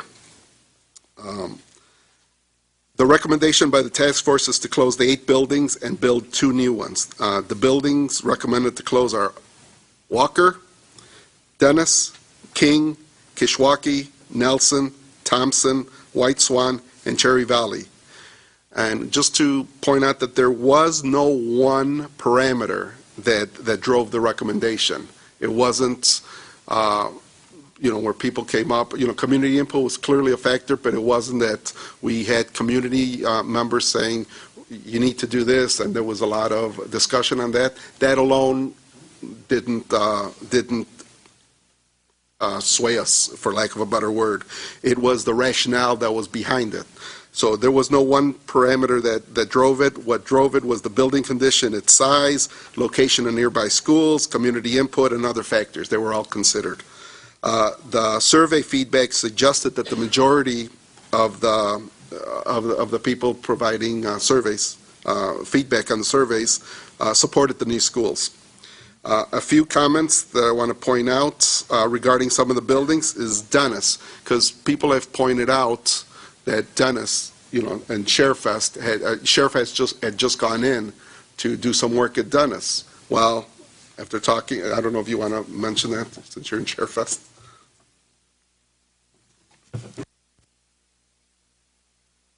There you go.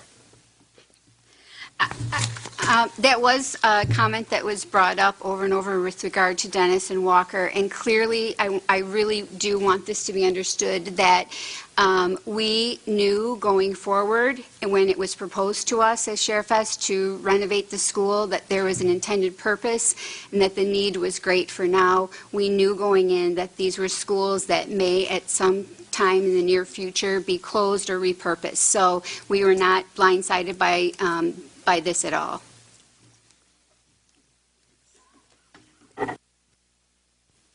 There we go. Okay, thank you. And Kishwaukee and Nelson, which are right there.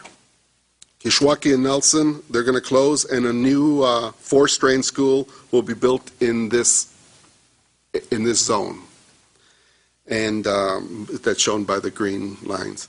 The Thompson, White Swan, here it is, Thompson, White Swan, and Cherry Valley will close, and a new four-strain school will be built in the projected area. I want to emphasize, though, that we're not talking about mega schools by any means. People look at that and say, well, you're closing 3 schools, and you're going to have one. It's a mega school. It's a four-strain school. In fact, all of the schools are within our experience level of school size.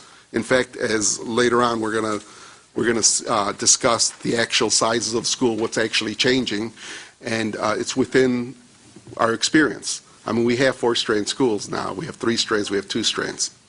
Okay, so there's more on that later on in the presentation. So this is just really all those all put together. This is what the recommendation is, with the legends up on top. And then the next, I think it's 4 slides, are just for purposes when there's questions in the Q&A section, so we could see a little bit better. We just broke it up. If you look in the upper right, we just broke it up into 4th. Just took random, areas just to say we're going to zoom in to upper left, zoom into lower left, upper right, and lower, etc. Those 4 areas, strictly for viewing purposes. Okay? And I think that's... That was heavy lifting. You did a great job.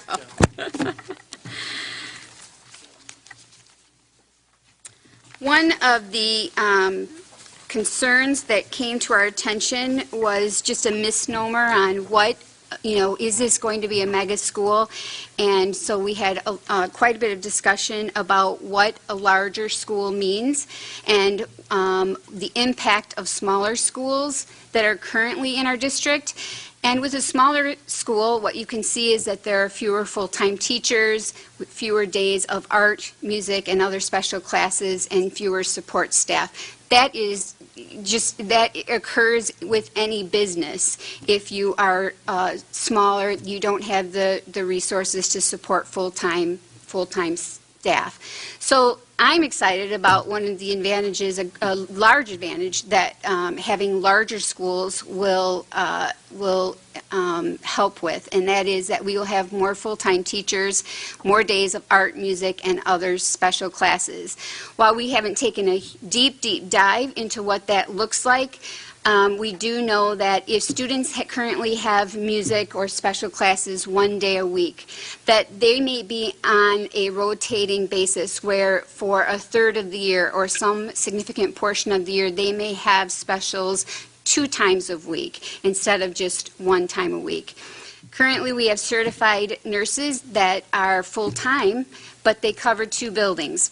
And then we have another nurse that comes in to cover the other half day that the certified nurse goes to another school building. We have schools that have higher need and need to have a full-time person that is there and all day long. And this will allow the opportunity for us to fill those needs.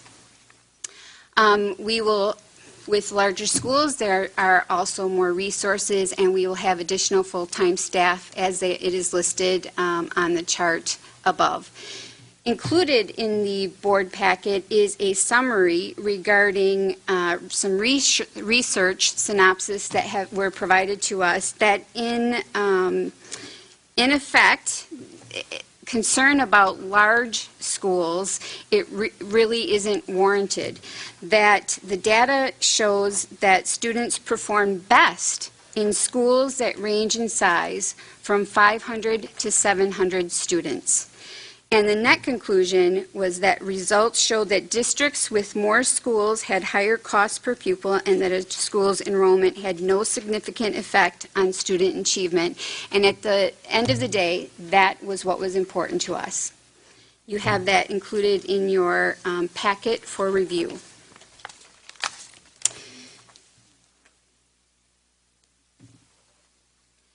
As you look at this slide, you can see that the full-time equivalents per building, the existing is just under 5, and proposed would be a net impact of an increase where it would be just over 6.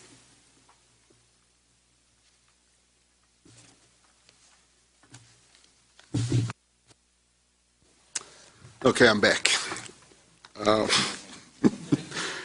Okay, this is, the map illustrates the projected new elementary school zones, but just point out that a demographer will verify the zones since the population shift between areas can be very dynamic.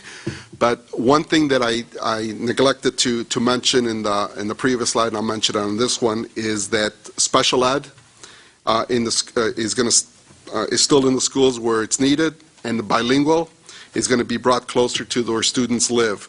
There's also, this was based on community input. There is no reductions in the number of bilingual strains. So Swan Hillman has 2 strains, Conklin 1, Gregory 1, Whitehead 2, Riverdale 1, Lathrop 1, Washington 1, Alice 2, and of course we got Barber that's going to remain a dual language.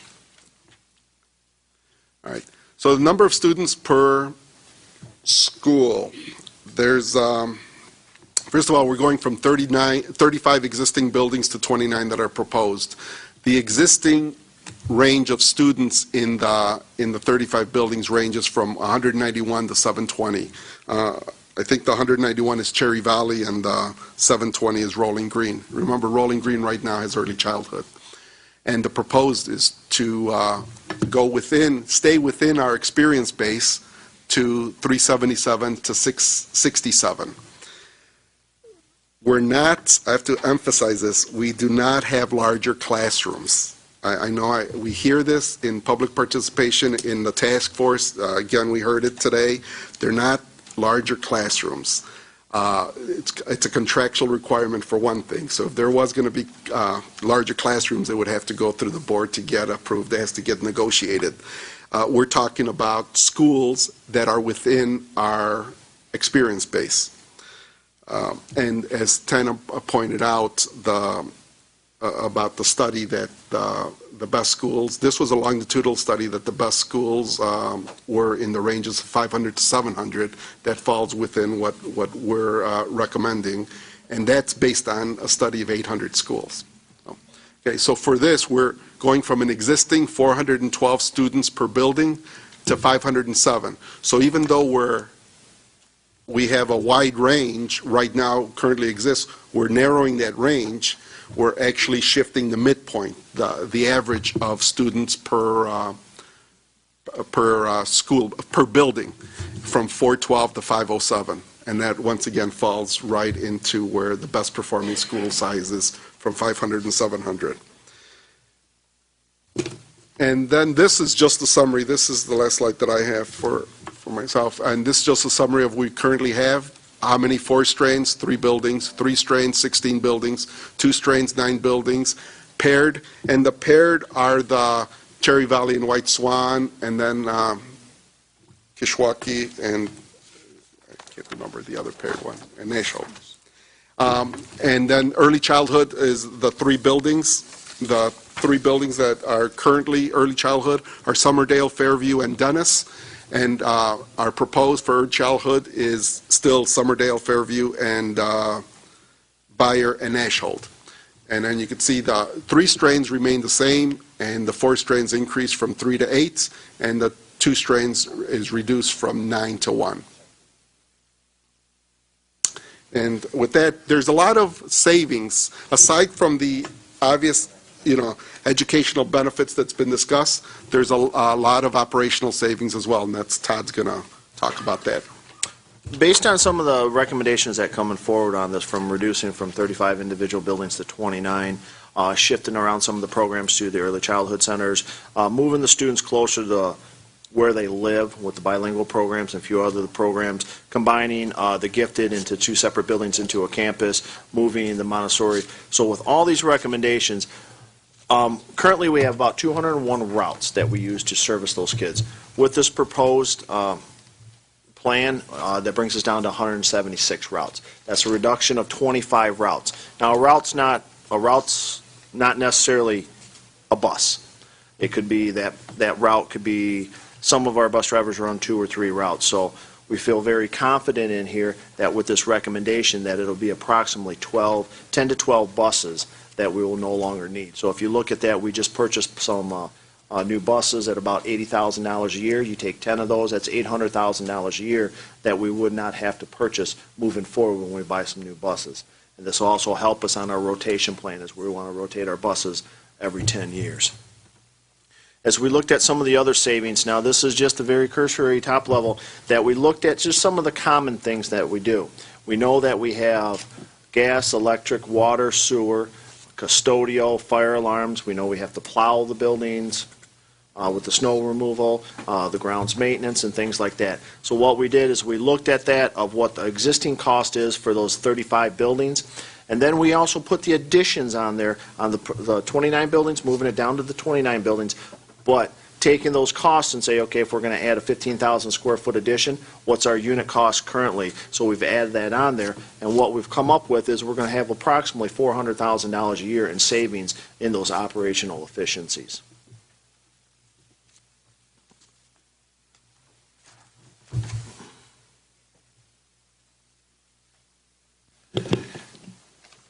Communicating this process every step of the way was very important for the task force.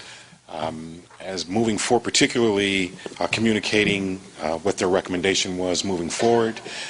Once the task force made a decision, we visited the editorial board on June 30th. They wrote their opinion piece this past Sunday. Hope you have an opportunity to read their positive feedback. We held a press conference or media availability later on that afternoon where we gave members of the broadcast media an opportunity to ask questions. Obviously, we're here this evening to discuss the recommendation publicly. The community meeting at the district office, again, just to emphasize, we are finalizing our plan there. We're continuing to work with the task force to ensure that we get the word out to as many stakeholders as possible about the meeting that will be here on July 22nd at 6 p.m.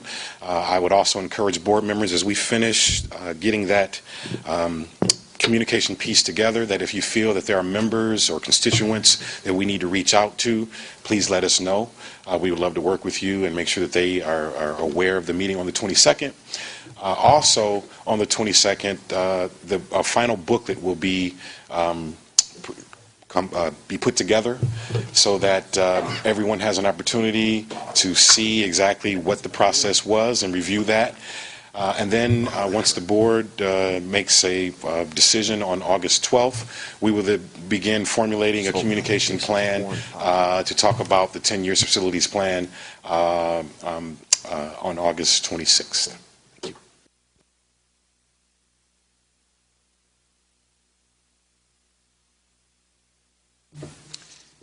So good evening.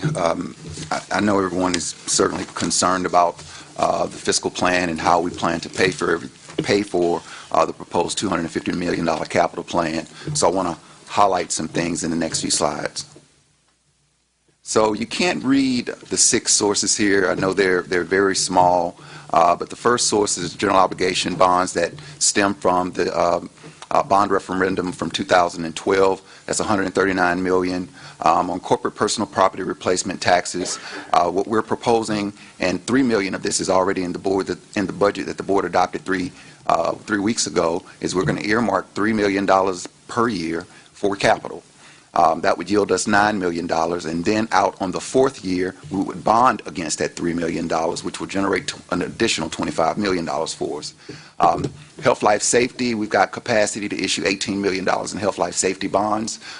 That is the most fluid source here because we have to issue those bonds after they've been approved by the Regional Office of Education and ISB. So I'm just earmarking this for you so you know that we'll be selling those bonds as we accumulate enough projects for it to make sense for us to pay the fees associated with issuing bonds. The next source, of course, is the reserve pledge of $50 million. I wanted to highlight for you to the left, and it didn't quite roll that way, that $50 million has already been moved through board action on 4 separate occasions. So the $50 million is actually sitting in reserves right now awaiting capital expenditure. And lastly, operations and maintenance. This one excites me.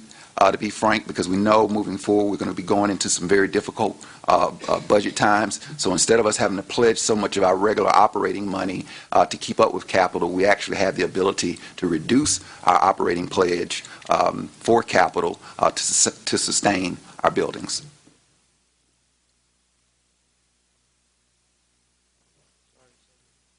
Problem. So again, this is just highlighting the sources. Of course, the lion's share being that of the general obligation bonds that were approved by the community back in 2012, and internally, the large $50 million reserve pledge that the board has already taken action on. What I've attempted to do here is cash flow when these expenditures could in fact take place, or better yet, when we could expect to receive the revenues associated with this $250 million plan.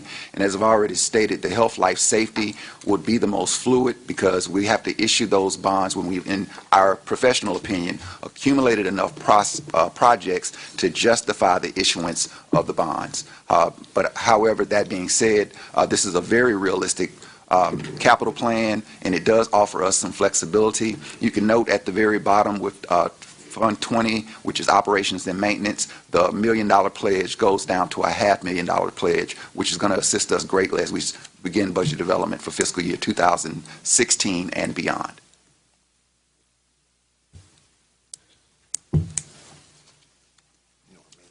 Yeah, please. In this slide, what we looked at through fiscal year 02 and fiscal year 11, we averaged per year of approximately $790,000 out of the O&M capital fund for capital projects.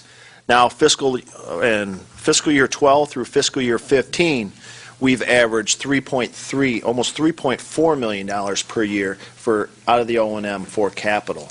So we just wanted to show that part of the last couple years we've been heavily investing in the Fund 20 with the capital expenditures, and the previous 10 years there was pretty much non-existent. In this one, we showed that initially when we were looking at this that we were going to commit about $2 million a year into this capital plan. But as Mr. Lewis stated in there, that the revised shows $500,000 a year. So what we have is basically the balance of that we could take and put towards the deferred maintenance that we still have some out there when we're looking at this capital plan. All right, I'm going to close us out here, and maintaining the footprint. What we're really trying to do is make sure that this is not a one-time event. One of the things we heard a lot about when we were out in the community talking to people was, you're talking about making this big one-time investment with this 10-year facility plan. Let's not allow this fall back into our old ways of not investing enough. So we want to make it clear that whatever investment we make now through this 10-year plan will lead to an ongoing maintenance plan as well as an overall 10-year plan. To highlight that, first of all, we have some catching up to do, and so we've estimated that there's about $151 million of deferred maintenance, and that comes, as Mr. Schmidt pointed out, there were many years where the average from 2002 to 2011 was about $750,000 a year we were investing in capital and maintenance. And when you look at that low of an investment with nearly 50 buildings, that was a significant underinvestment. So we do admit we have some catching up to do.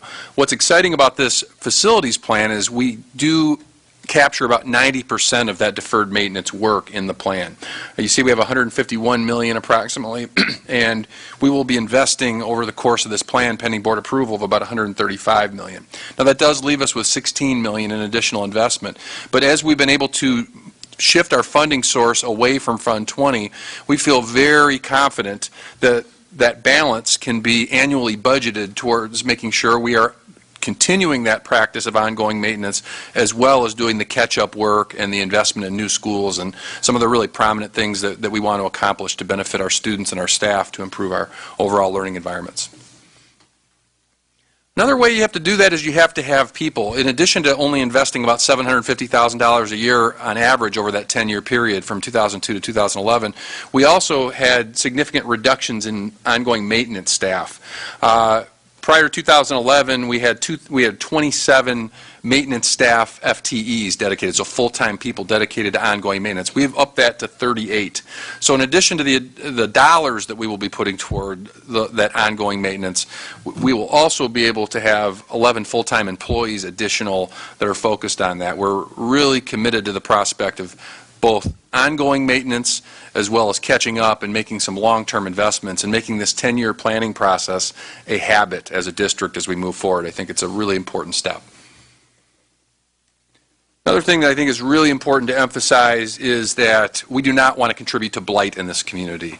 There's a big Transform Rockford visioning session tomorrow, and I will be very surprised if they don't talk about blight as an issue in our community as we talk about strategies. And we do not want to contribute to blight as part of our school system here. We are very committed to the fact that any property that we no longer use as a school system, we will have a collaborative community-wide process to determine the use for that building, and we have budgeted for the possibility that every single one of those sites could be eventually turned into green space. Now, if that doesn't happen, if we find a credible community use, great, we'll reinvest that in other ways. If, however, we cannot find a credible plan to improve that building and have that continue to be a neighborhood asset, we will use all of that money to turn that into green space so that we really leave the neighborhood better than we found it. We do not want to leave blight behind. I cannot emphasize that enough.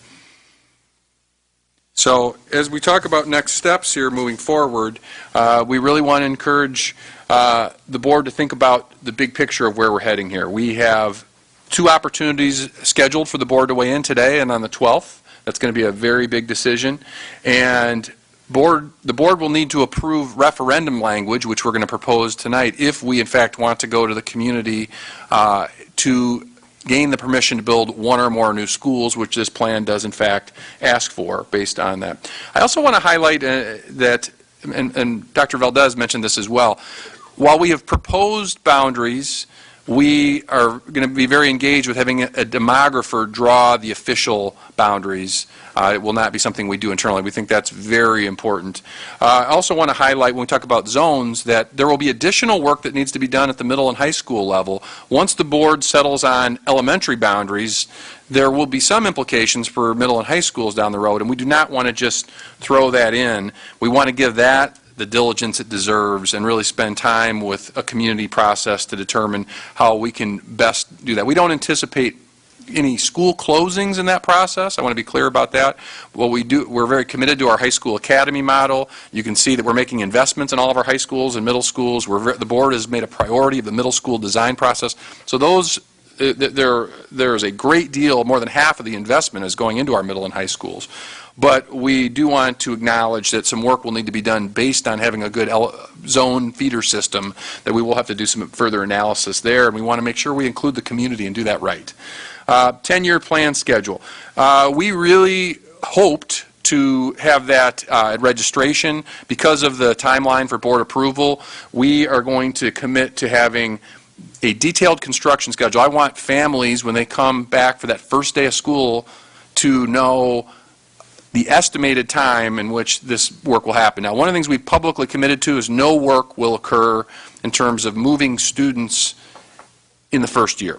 Okay, we obviously aren't going to make this decision on August 12th and then start moving students out 2 weeks later. So the 2014-15 school year will continue status quo, and many of the buildings will not change for 2, 3, 4, or even 5 years as we implement this timeline in a way that is best for students and minimizes the disruption to the learning environment.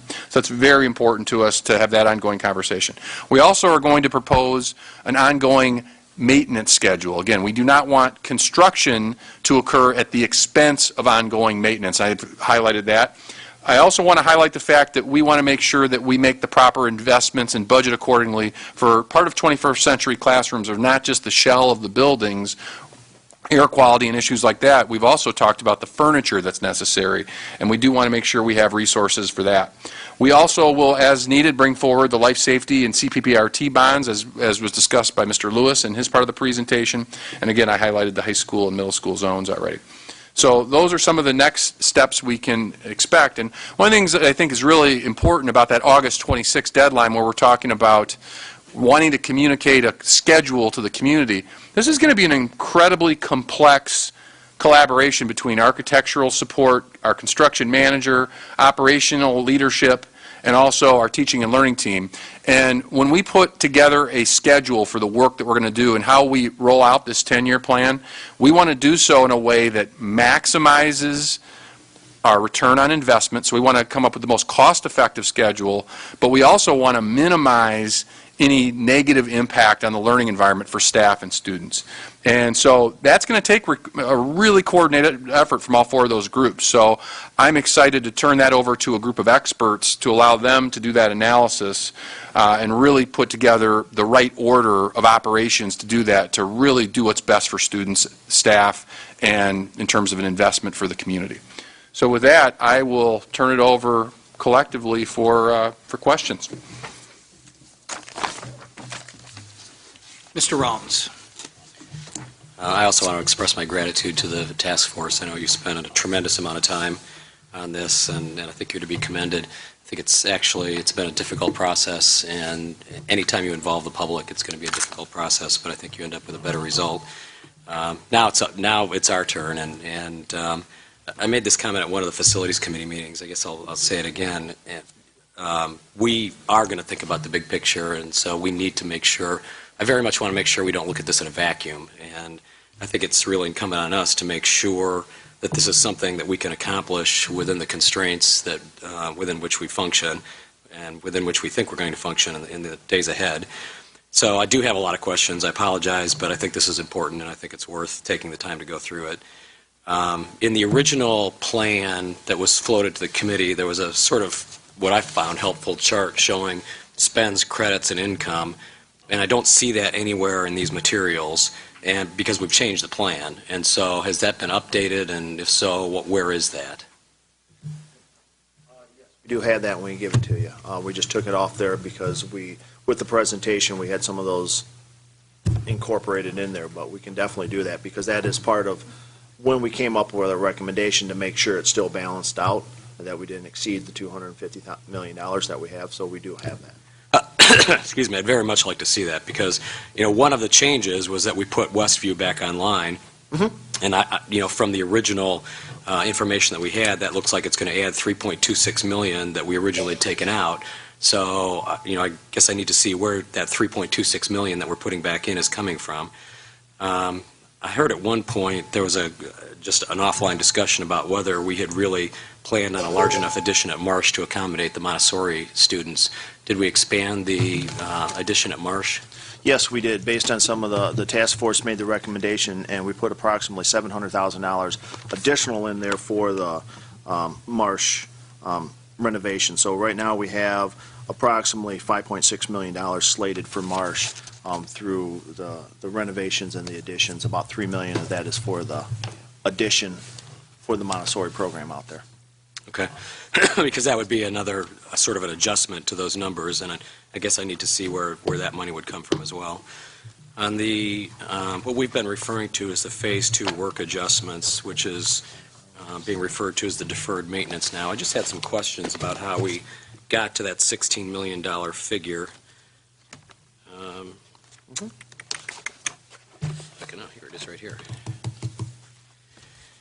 So we, at one point, I know, Mr. Schmidt, you had prepared this list of Phase 2 work adjustments, and I just had a few questions about that. So, for instance, this indicates that we've removed all plumbing from Phase 2 because we'd allocated $1 million in Phase 1, but the amount that was reduced then was $1.4 million. So does that represent $400,000 of plumbing that we just aren't planning on doing at this point? No, what we have is with that increase of the maintenance staff and money that we have put and budgeted in Fund 10, or I'm sorry, wish I had that budget, Fund 20, that we have the staff that are, and since we're completing those work orders, the plumbers are going out there now and replacing those. Instead of going out there and on a break fix, when they go out there, they're starting to replace a whole bathroom, all the sinks, all the faucets and things like that. So we feel that we're doing that more internally. So it's not something we're not going to do. We're doing it on a day-by-day basis and a year-by-year basis with our increased staff, since we have it where our average time of work orders actually for the plumbers now, I believe, is under a week. So then they can sit there and take care of those work orders, do some of this capital investments right now in the summertime, and then, so they're already getting caught up. So, I mean, that's part of that investment in the Fund 20 and with the additional staff that we have. And then there was another deduction for miscellaneous work at various buildings, $336,000. Is that more or less the same answer? You're just planning on doing that? Yeah, with we're just planning on doing that. internal That staff? meant like $5,000 for a window air conditioning somewhere, well, not that much, but things like that, just a whole bunch of little small things, a door closure here, a lock set here, things like that. There was, on the original chart, there was some discussion about furniture. What's the current estimate for the furniture that's going to be required for this plan? We have approximately $14 million, I believe, for furniture in there. You have it budgeted within the $250 million, or you're saying that that's what it's going to cost? That's what we feel is, over the next 10 years, we'll need approximately $14 million for that furniture in those classrooms. In this capital plan, we have $4 million right up front for that. Not to mention that every single year, we do have a line item that we budget for a little about $1 to $1.3 million of furniture. So we figure over the course of the 10 years, we need 14 mil, but right now we have 4 million up front in this plan. So it doesn't look to me like the construction is going to be staged over 10 years. It looks like it's pretty front-loaded over the next 5 years. What would we do in the interim if your plan is to pay for it over 10 years? Well, a lot of these things, we're going to get a lot of the bigger projects done right off the bat because obviously economy of scales. As we start getting there, some of the classrooms and some of the furniture, you're not going to do probably till year 5, 6, or 7. We anticipate maybe about 8 years we should have all this done. Hopefully we'll have economies of scale when we do some of this and the pricing will come in there. That will be fine, about 8 years out. We'll still, we'll have the positive cash flow to pay for all this. Okay. I had just a little question about the building condition ratings. And this was the first time I'd seen these charts, so I just have a question about how they work. Because you assigned each building a number, and I'm having trouble tracking from these very detailed sort of spiderweb charts to how you ended up with the ratings. So I was just comparing, just randomly, I picked out Conklin and Kishwaukee. And so if you look at your general numbers, Conklin ends up green, and I think it's, I can't read this, it's too small, I think it's 5, number 5. And Kishwaukee is rated as red or orange and is rated 27. But when I look at your spider webs, that really doesn't jump out at me. Actually, Kishwaukee has much better utility usage than Conklin does. And I think that actually, educational adequacy is actually better at Kishwaukee than Conklin. And so the only difference is building condition. So I'm a little confused about how they end up being that difference on the overall number rating. What overall number rating are you referring to? Well, I'm going this current condition grade, and maybe that's all That's this the is current condition. That's current That's condition. just That's building condition, condition. yes. Okay. Yes. But that doesn't take into account educational adequacy or energy efficiency. Those are all three different numbers. There isn't one final, Okay. There's not one final number. not one final number. Okay. That's a little bit confusing then, I would say. Okay. Okay. Next set of questions I got are really for Mr. Lewis. So on the bonds, the numbers that you're showing, are those proceeds available to build, i.e. is that net of all underwriting fees and legal costs? Yes. And I'm curious what we're using for interest rate assumptions. Are we using the assumption that interest rates are going to remain static? Are they going to go up? Have we done any, what are our assumptions there? Actually, the assumptions is that the interest rates will go up by 0.75 points. Okay. So that gives us some leeway in terms of flexibility. It also actually assumes, in order to keep the, rate somewhat static, it also assumes that the EAV continues to go down. So we've already done run machinations to show that we will, in fact, be able to receive all of the $39 million remaining in our general obligation bond, as well as the $18 million in health, life, safety. Are we going to have to be re-rated at any point? Have you had the discussion with the underwriters? Have to be rebated? Re-rated. I'm sorry, I didn't hear you say. No, that's okay. I've got a cold. Okay. We haven't had that discussion, but I would venture to say it's going to be highly probable, given the timeline. You know, we were rated in early 2013. 2012. I would venture to say 3 to 4 year period. It's highly likely that we will be. Okay, and then you touched on something, a question that I was going to ask. So each of these bonds, I guess I want to understand, let me find the right page here so I can ask questions, assuming I can read it. Each of these bonds, what I'm assuming is going on is that we have bonds that are falling off, and what you've done is you've taken the current revenue stream that's being used to service those bonds and see what we can do what we can get if we reissue those bonds? That is correct. That's the case with Health, Life, Safety, and CPPRT. As a matter of fact, in fiscal year 2012, that was the last year that we actually paid on a bond using our proceeds from CPPRT. So those bonds have fallen off. Now we're lockboxing that $3 million, and what we're suggesting is 4 years out, we'll go back out and bond it again. We have other bond structures, other bonds in Health, Life, Safety that will fall off, and basically what we're going to do is fill that pot up to get that $18 million again. So in the summer of 2015, we've got a Health, Life, Safety bond dropping off, and we think we can issue new Health, Life, Safety bonds, receive a net proceeds of $10 million after fees and costs, and not increase taxes. Correct. Now, and that's part of what I made clear in my presentation. That is going to be contingent on the speed by which the ROE and ISB approves all these health, life, safety projects so that we can sell the bonds. So we have to have that approved in advance of issuing the bonds. So as fast as Todd and the architects can get those amendments down to the ROE and they turn them around, we'll wait until we have enough health, life, safety eligible projects. We'll go out and sell $10 million worth of bonds. That could take place in 15, could take place in 16, but we're going to be cognizant of the fees associated with issuing the bonds so that we don't eat up proceeds paying fees. Well, I was going to mention that. I mean, there's nothing you can do about it, but so the last time we issued $10 million or $11 million in bonds, we paid, what, $400,000 in fees? And when we just issued the $139 million, we paid $1 million. So issuing small increments of bonds is extremely expensive. Absolutely. And which is one of the things that I thought about when I saw what you're doing here with $10 million and then another $8 million. You know, from a cost standpoint, that's incrementally, that's a much higher cost. So there's a separate health, life, safety 10-cent levy here that you're showing. Is that currently being used to service a bond? Is that why that suddenly becomes available in 2015? It is not. That we have a Fund 92, which is our recurring health, life, safety fund. Those dollars go into Fund 92, and as Todd has eligible health, life, safety projects, those proceeds are available for him to use.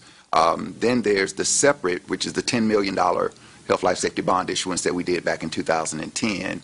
And that's what we're talking about filling back up along with an additional $8 million. That was just a 5-year bond? Because if you issued it in 2010, you're showing another bond issue in 2015. Right. And I'm trying not to make this too complex. There's this piece called the debt service extension base that moves based on our EAV and other debt that we pay off, and it gives us the ability to issue new bonds. So it's a combination of bonds falling off, our debt service extension base, and what's going on with EAV, which has already been factored into the equation, that gives us the ability to issue, in total, $18 million in bonds and not raise taxes. The health, life, safety bonds, what are those serviced with, CPPRT, or is that something else? I'm sorry, say again? What are the health, safety, life, safety bonds serviced with? What are they paid with? Are we using CPPRT, or what do we use? No, we have there's separate That's levy. a separate levy? It's a separate levy that's in the debt service fund to service those bonds. Okay. The large CPPRT supported bond in 2018 for $25 million, how long is that bond for? It's for 10 years. And again, so you've got you've got a bond currently supported by CPPRT that's falling off in 2017? It already fell off. Oh, and that's right. So we're just banking the $3 million. Correct. Currently. Correct. And then you'd issue the bonds in the summer of 2018. Okay. On the O&M piece of it, so I know if you're assuming that our EAV is going to continue to go down and we've hit our rate cap on the O&M fund, are we actually going to be able to get that $500,000 on the O&M fund? Yes. And cover everything else that needs to be covered? I feel very comfortable about this. Again, I was suggesting that this gives us some flexibility in our operations, our total operations budget, by reducing the amount of funds that we have to fund capital out of our regular, our recurrent operations. So, yes, I mean, we currently have $1 million in the budget. We're talking about going down to $500,000. I feel comfortable that we'll be able to pull that off comfortably. Okay. All right. I mean, this is more of a comment than a question. I mean, there's no secret what my concerns are. So right now, we struggle to balance our budget for fiscal year 15, and we did that by pulling expenses from next year into this year. Well, this year into last year. You know, you're starting with a pretty significant hole for the next fiscal year. You're going to have to find probably $7 to $10 million to balance your budget. And going forward, this is a plan that really is going to take, so you've got your $1 million a year in furniture that we just talked about, $3 million a year from CPPRT, the health life safety levies, and then the O&M pledge of $1 million down to $500,000 a year. And so at the end of the day, you know, what my concern is going to be is, are we going to be able to fund this plan at the levels that we've indicated here and meet all of our other needs, including the capital refreshment plan that we've talked about. We didn't hit our IT staffing recommended levels this year because, you know, of the budget issues. We're talking about middle school redesign, which is going to have a price tag to it, and I don't know what that price tag is because we haven't been told yet. We've talked about adding additional resources for struggling schools. And then we've got our tax rate issues, and then we've just got our normal issues of increasing costs every year.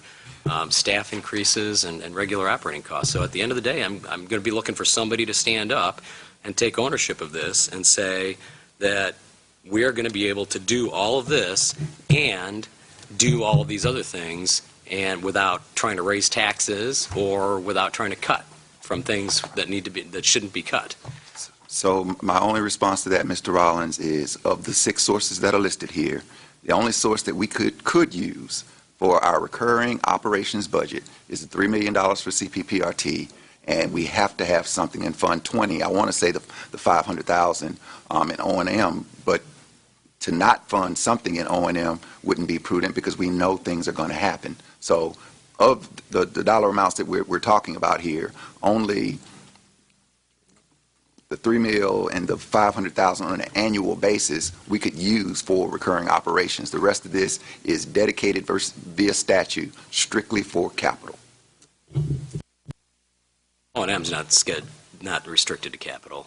I mean, it's scheduled operations and maintenance. It's restricted to operations and maintenance.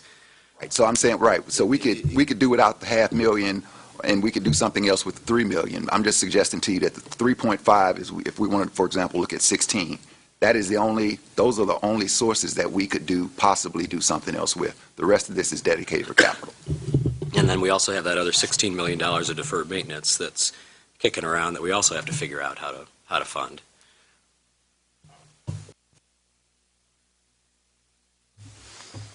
I have 2 questions. I guess this is for Mr. Schmidt. Who would do the staging of the project over the multi-year plan?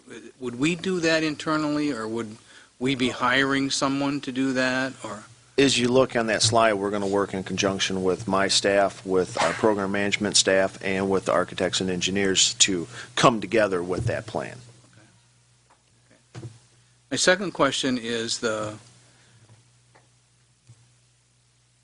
how confident are you in the $500,000 pledge for closed buildings, that you can demo that building for that amount of money and create a park-like green space, knowing that, I mean, some of the buildings that we've talked about in the past were $900,000 to tear down. A little bit bigger, and some of these buildings are a little bit smaller, and we Okay. feel that we're pretty comfortable on that. I mean, Cherry Valley, So it's because drive a bus into it. I mean, you know. Okay. You know, so on average, we feel So it's pretty an comfortable. average, Yeah, yeah, we okay. feel comfortable that the $500,000 per building is in there, because you look at a couple of those buildings, like they say White Swan and Cherry Valley, those are only 20,000 square foot buildings each, as opposed to looking at demolition of the old administration building, which is almost 100,000 square foot. So we feel pretty confident on that. Next, Ms. Jackson, you have some questions? I do. I have actually several. So one of them is, I did a FOIA request, and I asked for a copy of the contract with DLR, and there is no contract. Why? And when will we get that? It was board approved. We brought it to board and they were approved on that night. There was no contract attached or approved. The board approved to contract with DLR, but there was never a contract. Okay, so that's one question. And then, so looking back at actually the language that was approved to form the facilities task force. And so when I asked the question about why we would bring DLR in after the process, I was told it was to help us define 21st century on the inside of our buildings. And throughout this presentation, I really don't see the definition of 21st century schools. So what is the definition of 21st century schools? So that's question 2. And that work was going to be done by DLR. There are a number of ways through the process that we address 21st century learning environments, and building a definition for what that would mean in Rockford in particular. Through the collaborative workshop sessions, those collabs, a lot of the visionary components that fed the guiding principles were the foundation of those 21st century concepts. So when we look at factors like educational adequacy, energy, and building conditions summarized by the dashboards, those, particularly educational adequacy, feed into those concepts supported by the guiding principles. I'm sorry, what's your name, sir? My name's Jason Lemke. Okay. So I guess I'd like to see that then, because that's one of the things we talked about, and I was expecting like a concrete definition for 21st century learning environments, since that's what we're going to, that's what this plan was about, was to create 21st century learning environments for all of our students. And like I said, this was something that DLR, was that contract that we had with them, that was the work that they were going to do. And so, speaking of DLR, why are we getting that comprehensive plan after the vote? What's the reason that it can't be provided before the vote? I can speak to that. One of the things I don't think would be prudent would be for us to go through all the effort of developing a 10-year facility plan if the board ultimately makes a different decision in terms of how we should do this. This is ultimately the board's decision, and we feel it's prudent to await board approval before going through the work of developing that rollout. Okay, well, that's concerned. Well, we brought them in for this specific purpose, was to do the work beforehand, so that's why I don't understand why we can't have that plan before. That's why we contracted them, right? Yeah, the report, yeah. No, the report will be, and we have that, that's going to be the 22nd. Right, why is that waiting until the 22nd? Why can't we have that before then? Is it? It'll be July 22nd that you'll have that report by. It will be July 22nd? Yes. And that's going to be prior to the board approving this in August 12th.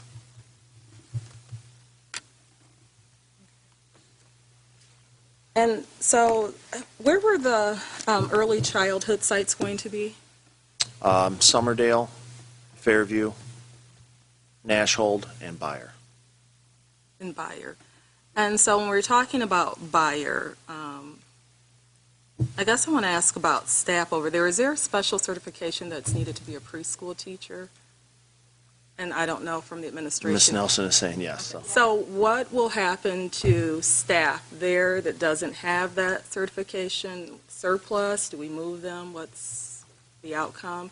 I'm not sure if the building principal needs a special certification to do preschool.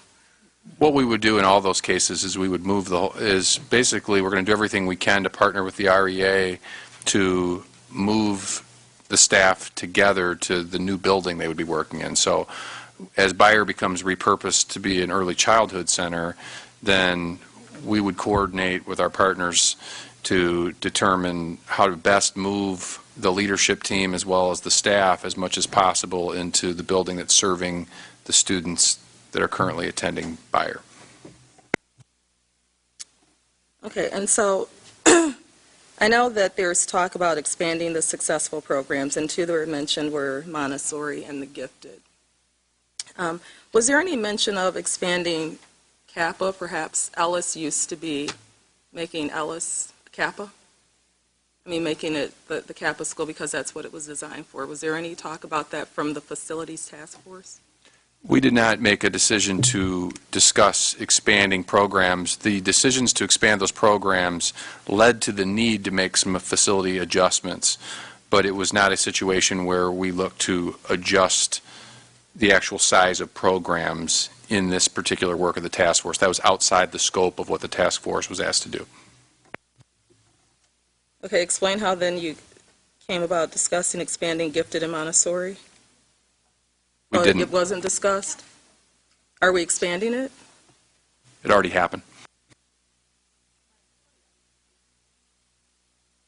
We're moving Montessori to Marsh, correct? Yes. And we're not expanding gifted? No, we're not expanding gifted, and that was We're never creating part campuses, of this. that's what, so we're creating a campus, a gifted campus. We don't currently have a gifted campus, do we? We're not creating a gifted campus.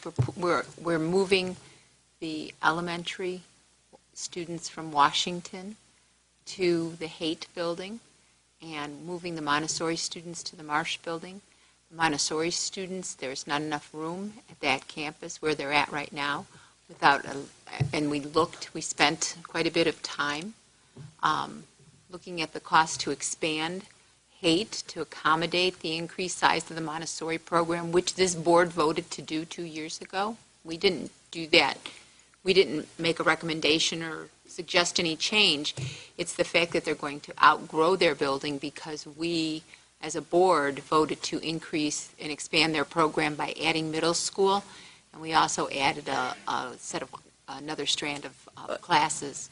So it was more fiscally responsible, and it was determined that it would be better from a transportation standpoint, it would be better from a building standpoint to be able to make the building what they needed to do if the Montessori students were to be at Marsh. Let me change my words. What I meant to say is we're creating a gifted campus, because that we are. If we're moving Washington will become a zoned building, correct, for those students?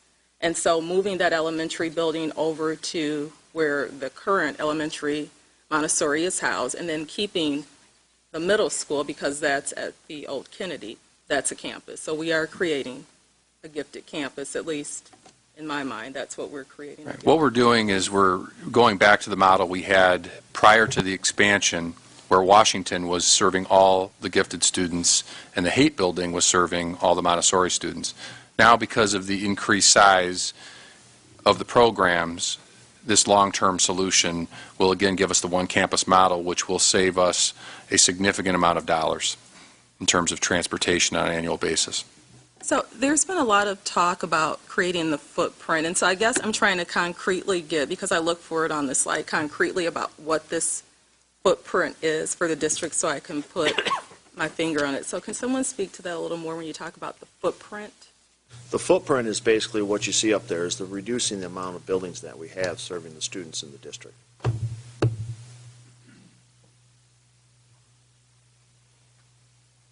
And all of the survey data that was collected, when we closed buildings the last time, we had that survey data. It was collected, it was given to us. So we get that. Is that survey data available for board members? From through all the 3 years ago? No, I have that. Okay. From this process. So the community, the groups that we've had, the over 1,000, that we Yeah, said for over all the 1,000. responses we have in there, yes, that's information that we given to the facilities task force when we collected them on the 39, is it 39?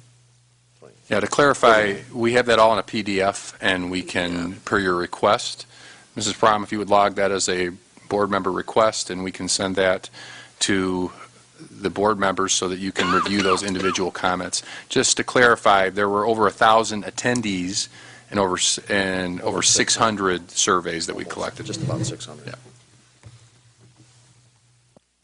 Do we currently have schools now that have 500 to 600 students, our population? How many Yes. buildings? The largest school has 720. 720.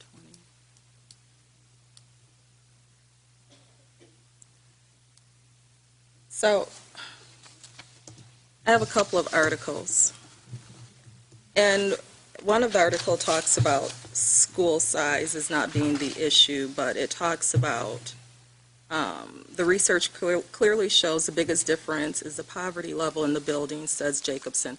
So can we, someone speak to that? What about the poverty level? I mean, we're looking to, these buildings may become bigger. How are we going to handle that, the poverty level in the buildings? Pardon me? Can you please restate your question? How are we going to deal with Handle poverty? Because it says it says bigger building size doesn't matter, is the message Rockford School Facility Committee wants to get out to the public. It's about the poverty level in the building. So that's my question. Will that be an issue with having bigger buildings? How are we going to address We feel like we can better serve our students with larger elementaries in a number of different ways. One way is through additional support staff resources, which was pointed out. By having less buildings, we will have the ability to have more support staff per building. Number two, Title I dollars will go farther. Number three, we will be able to invest more dollars per building in the building. Four, we'll be able to further invest in our empowerment zone concept, which is starting to show some real success. Behavior intervention specialist program was very successful this year. So we will have additional differential resources that we can use beyond the overall larger pool of resources. So there are a number of advantages in this model that allow us to better serve all students, including students of that come from a background where they are disadvantaged in some way. Right, I understand. I guess I just want to say, I guess I'm more concerned about the poverty level in the building. So you can put all those resources in there, but it still says it's just the poverty makes a difference. So are you saying if we have a building that has a high concentration of poverty, we'll put those additional resources in there? That should be okay? What I'm saying is that this current facilities plan will provide more support. We believe it will provide more support for students and will be a better model. We currently have a number of buildings, virtually all of our buildings have significant poverty level right now. I don't know that there would be any configuration where we'd be able to avoid that issue. In terms of how we draw lines, again, we're doing this based on a demographer drawing the lines according to neighborhoods, and we're trying to serve students by using those resources the best way possible. So this is, I believe, the best way to give resources to our students. And why is the demographer coming in after the fact? Why is the demographer one of the last persons to come in? It was always the plan to sit there and have a demographer sit there and look at some of these drawings. We were working with WinGIS to draw some of this stuff. We were doing some of this ourselves. So we're getting another individual just to come in there and make sure kind of what we're looking at is that makes the best sense. We just want a third party to come in here and say, does this make sense? Part of this was the plan. Once we come up with this plan saying, okay, this is the buildings that we're going to keep open, we feel that this building was going to have about approximately 500 students in there, have the demographer draw the boundaries around there to accommodate those students in there. A lot of this had to go through the plan of what buildings we're going to keep, what the footprint was going to look like, so then we can pass that off to the demographer and say, okay, which is the best way for this to draw that boundary around there for that zone.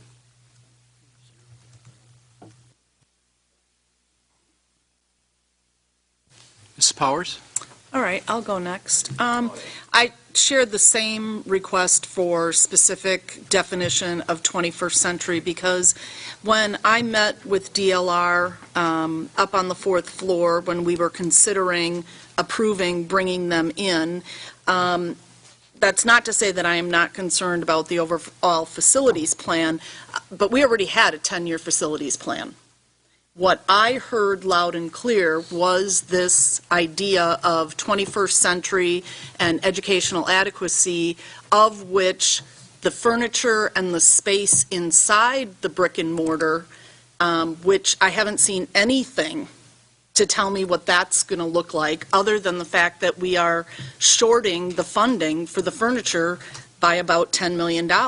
So when you talk about the overall DLR report, we know that we have more and more kids that meet the requirement of autism, and autistic kids need a different environment. This tells me nothing about how we're going to address that.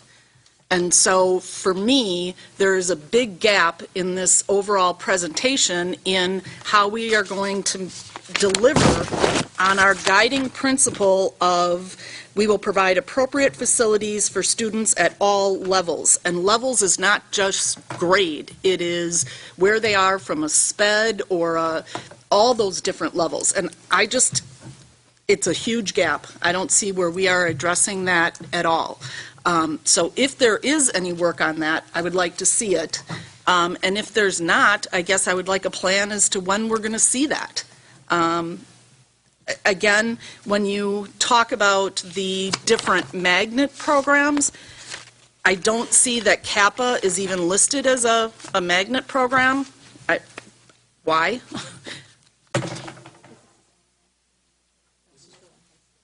This is focusing on the elementary as opposed to secondary, this aspect of the plan.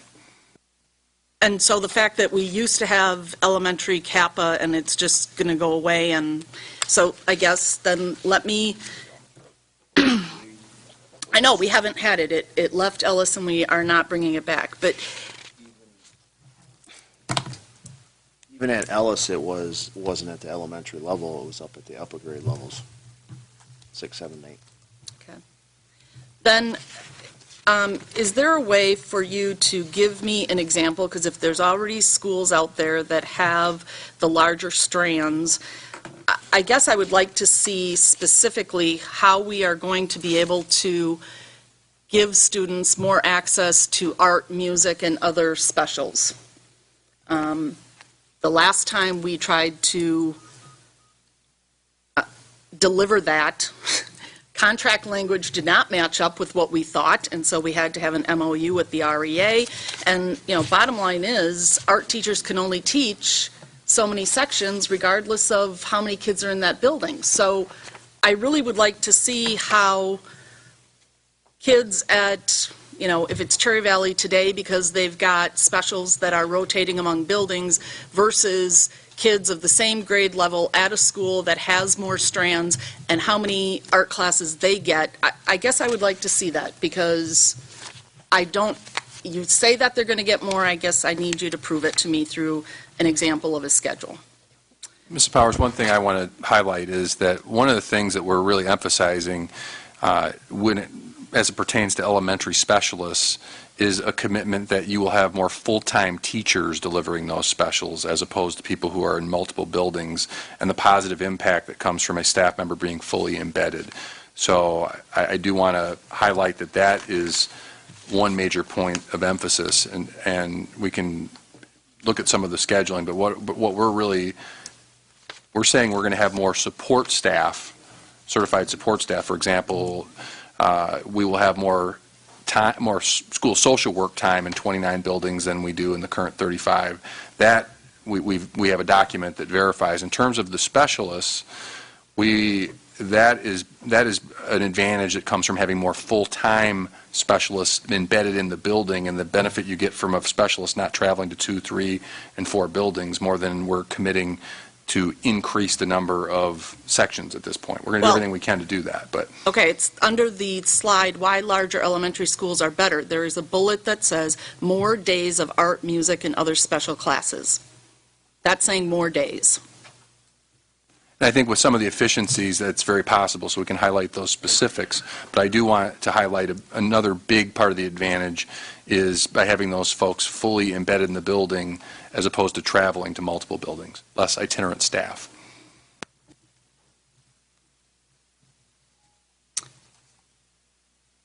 Understood. I guess, from a student standpoint, I mean, what that bullet tells me is, as a student, I'm getting more either art, music, or specials. That's what that says. The other thing, on the 800 schools that were studied about larger schools, addressing the poverty issue, you know, were those 800 schools at the same level of 80% free and reduced lunch and poverty?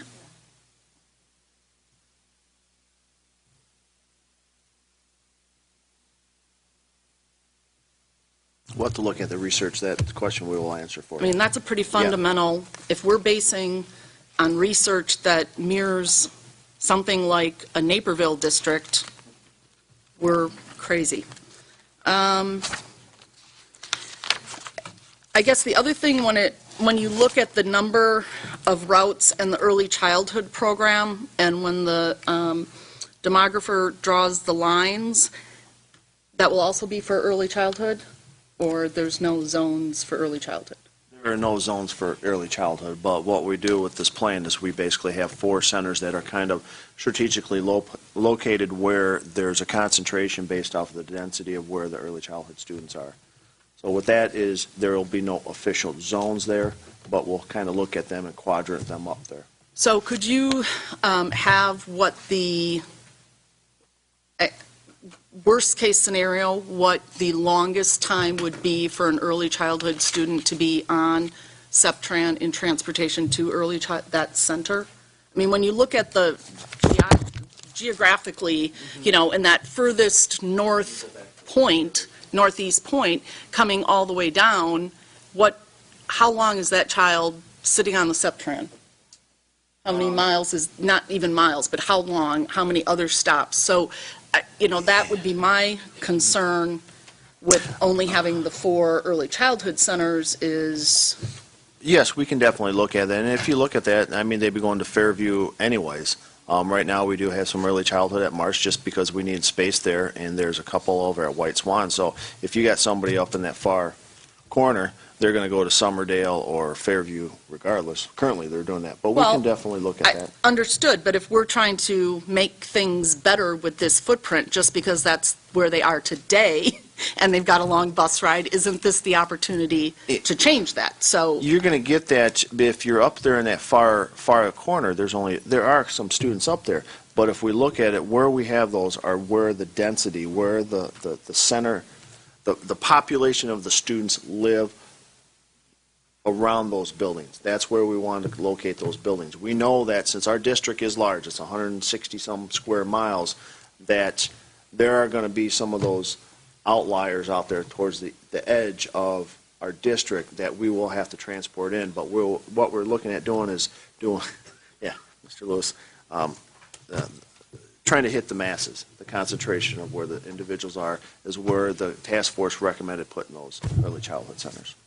And so how much of this includes where, because part of what I heard snippets of the conversation with Westview was that some of the census data on population, anticipated population over the next couple of years. So is this also taking that into account? Yes, when we looked at there, we had our map sit there and break out the data from the 2000 and 2010 census based on our current elementary zones, and they broke it up in the census tracts, and we looked at that, and we showed the shift of where some of those populations were increasing and decreasing.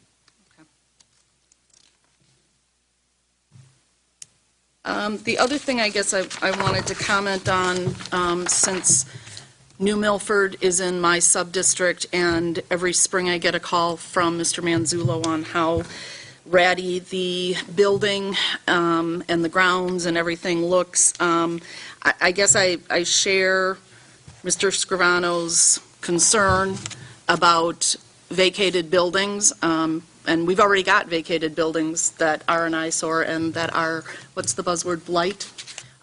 So I'm a little bit concerned that, you know, we're going to pull out the stops for what we're going to do moving forward, but we're not going to do right by those that we've already closed. Well, with New Milford, what it is right now is we're going to keep that building. Right now we have storage, and we're going to make that our disaster recovery site for a couple things. If say a tornado comes in here and takes out a building, we have to put those kids somewhere.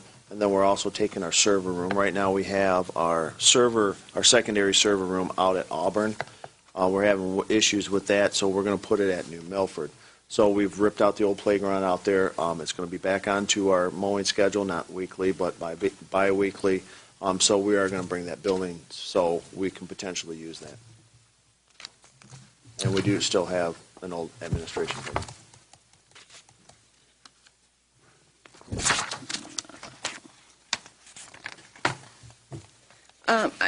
The other question around the gifted, was there a specific meeting for, I mean, we've got an organization, Parents of Gifted. Do we know how they as an organization feel about the changes and the moving yet, once again, of their program?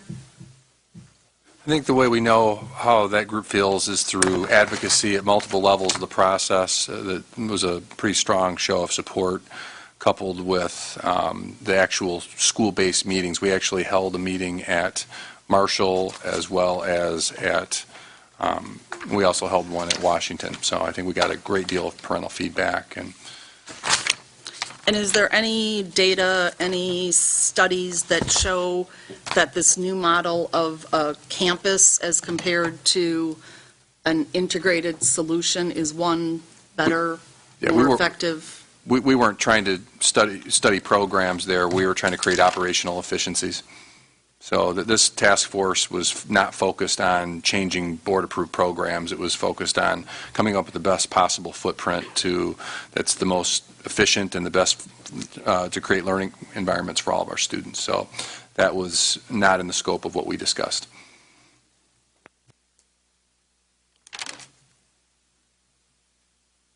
I guess that's it. Mr. Connor? Okay, so you've all sat through this. I apologize, but here's my take. So last year I got here, so I've heard now some comparisons to the prior plan. So let's talk about the prior plan. Was there anything on autism in the prior plan? Oh. How about some of the other concerns I've heard tonight? So let me just say this. When I got here a year ago, I don't remember anything about a definition of 21st century schools. I don't remember anything except architectural plans, which I looked out on the website. So let me say this. I think we need to look at this plan as a whole and ask ourselves a few questions. Before DLR got here, what was the vision of what we were going to do? The only thing I saw was we looked at specific buildings by mechanical and a few other things. Now, we have looked at a comprehensive plan across the district, and what we have now is an answer that is community-based, and I really appreciate especially community members for taking your time to do this. This is a Herculean task, and this was a wonderful job. You all took this time. Thank you to all the community members who put a lot of effort in this, because what I'm going to say is there are some legitimate issues here. Don't want to take those down, but I think we need to look at the big picture. So let's ask ourselves a question here. What was on the table before this came in? And one of the things I'm going to say is that all the issues I'm hearing and all the positive things that we've got here are things that are an investment in our community. And to my mind, we can nitpick this to death. But the fact is, we need to put money and show the people of the Rockford community that we care about the public schools, and we're going to put money where it belongs, and we're going to do it in a sensible way. And I truly understand that financial funding is a big issue, but we, in the middle of a recession, put a bond issue worth $139 million, and I would defy you to find another community that did that.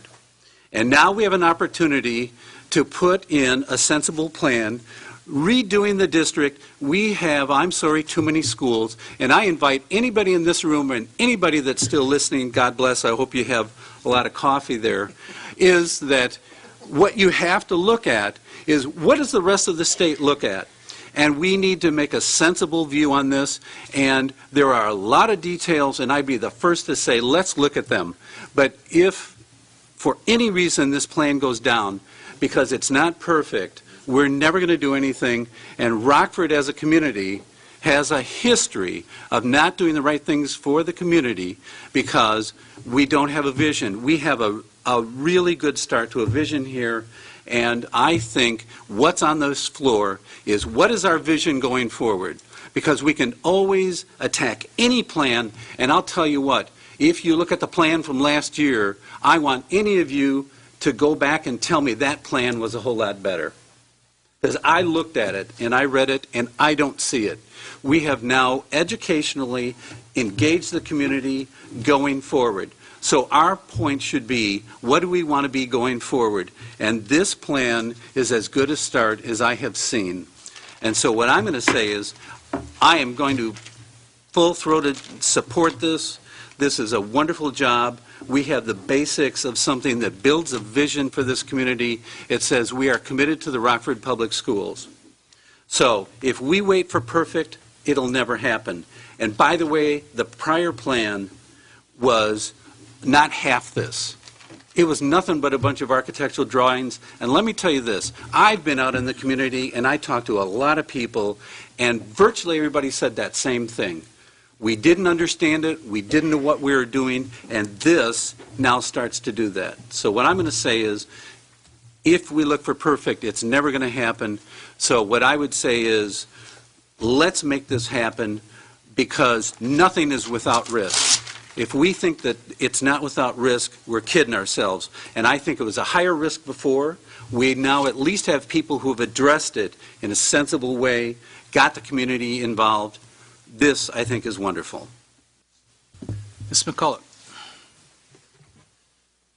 Thanks, Mike. You mentioned the word autism. I think that we failed to recognize that one of the recommendations for dealing with the special program, because I know Ms. Powers raised this as well, was that in the new school suggested for the White Swan Cherry Valley area, that it would be built to accommodate the autism program instead of trying to retrofit it or maintain it in an older environment. You also asked the question about population density and the early childhood program. What we did was look at the number of students we have and trying to serve them. I've heard repeatedly from this board that we do not have the money. The state is not going to pay for us to expand our program. So for us to come up with a fifth site, so to speak, was not part of our job. Our job was to accommodate the students we had, and we looked at population densities and heat maps to make our recommendation and to put those buildings for the early childhood where the students are who are attending those programs. If at some point in time the state decides to fund early childhood greater so that we can expand the program even more, we can look at, we as a board or whoever's on the board at that time can look at that. But what we were trying to do is accommodate the students that we're already committed to and where they live.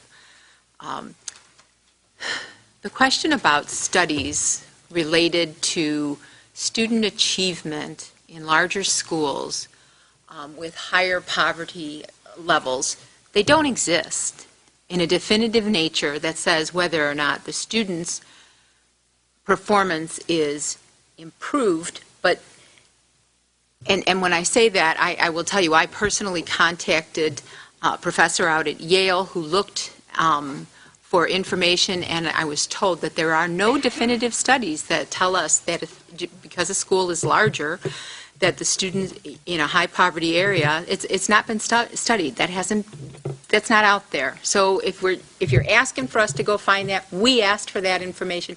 It is not out there. There is no definitive study that says that students are going to do worse who are high poverty students in larger schools. It doesn't exist. There's nothing that says that they do worse. And so that was what this committee needed to hear. And we're talking about school size. We're not talking about classroom size because we're not changing classroom size. That has been stated over and over again. That's contractual. So I think for administration or anybody to say, well, we're going to go out there and look again. No, we've already asked that question. It's not there. I know that Ms. Hervey was looking for the answers to that question. It just doesn't exist. Nobody's done those studies that have given a definitive outcome.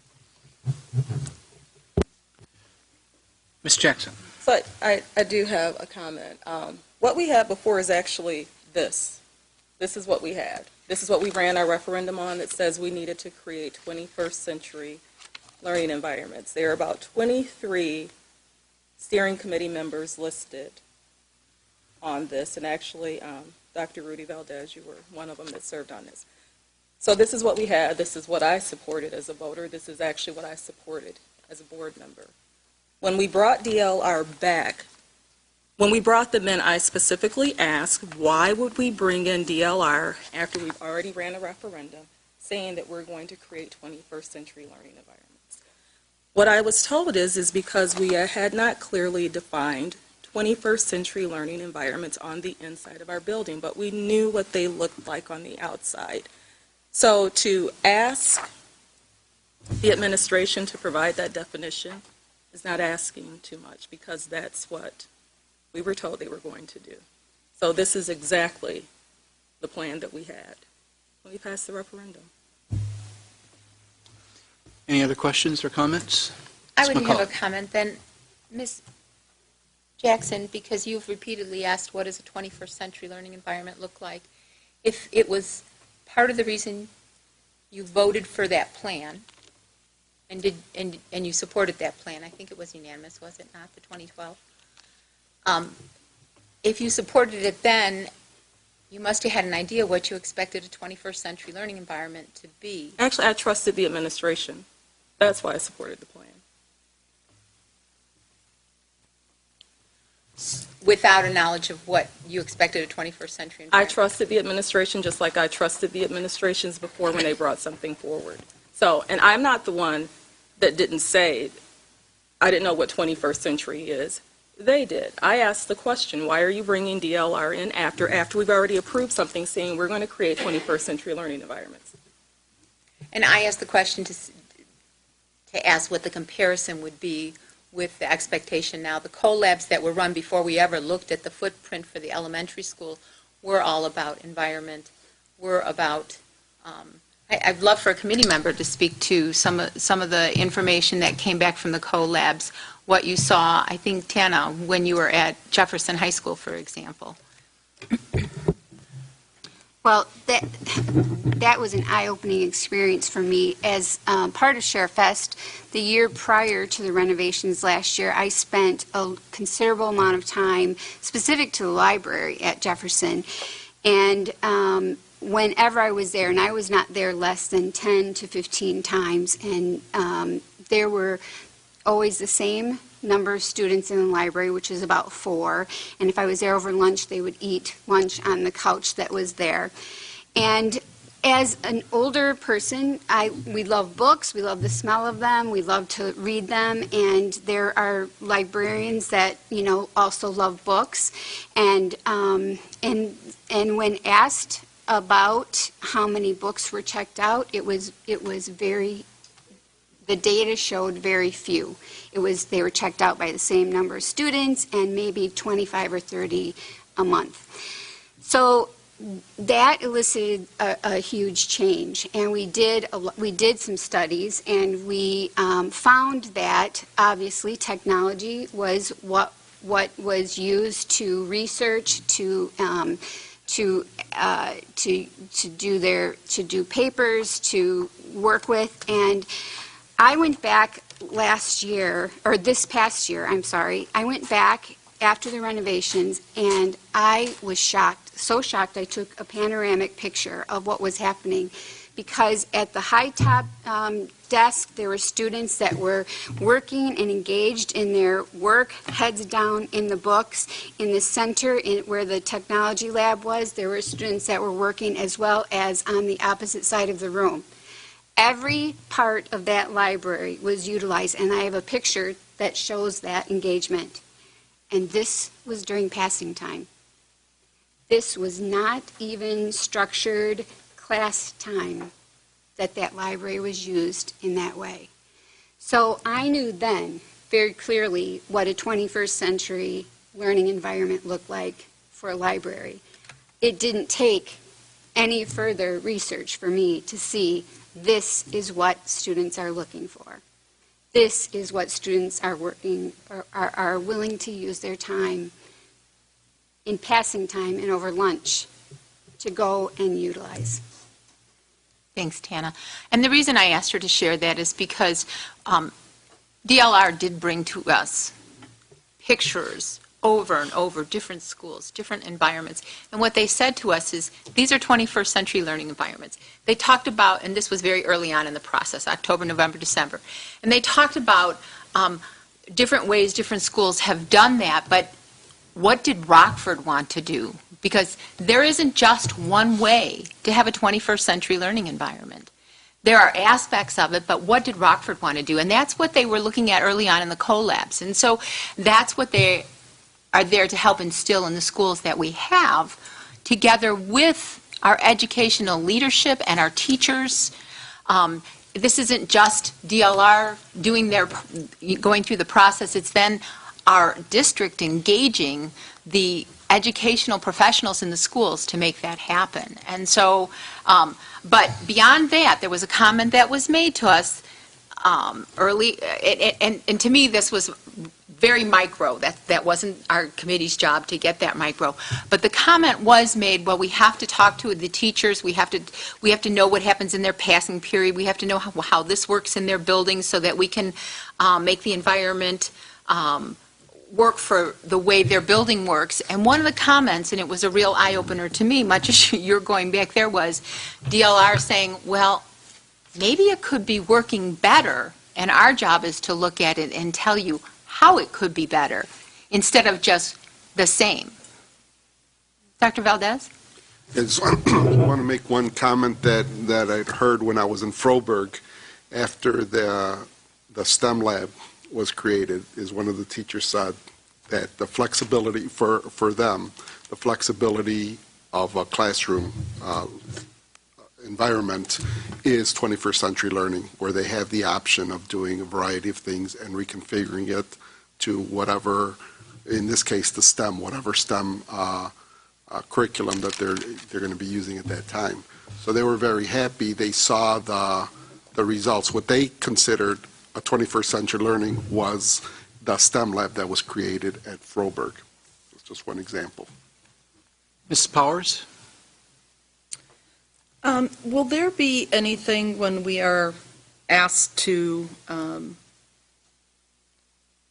support the recommendation? Is it an all or nothing?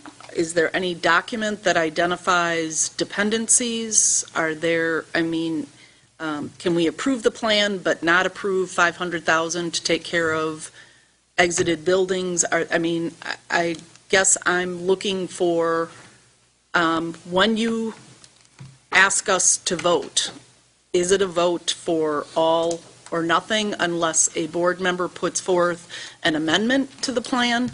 What exactly are you looking for?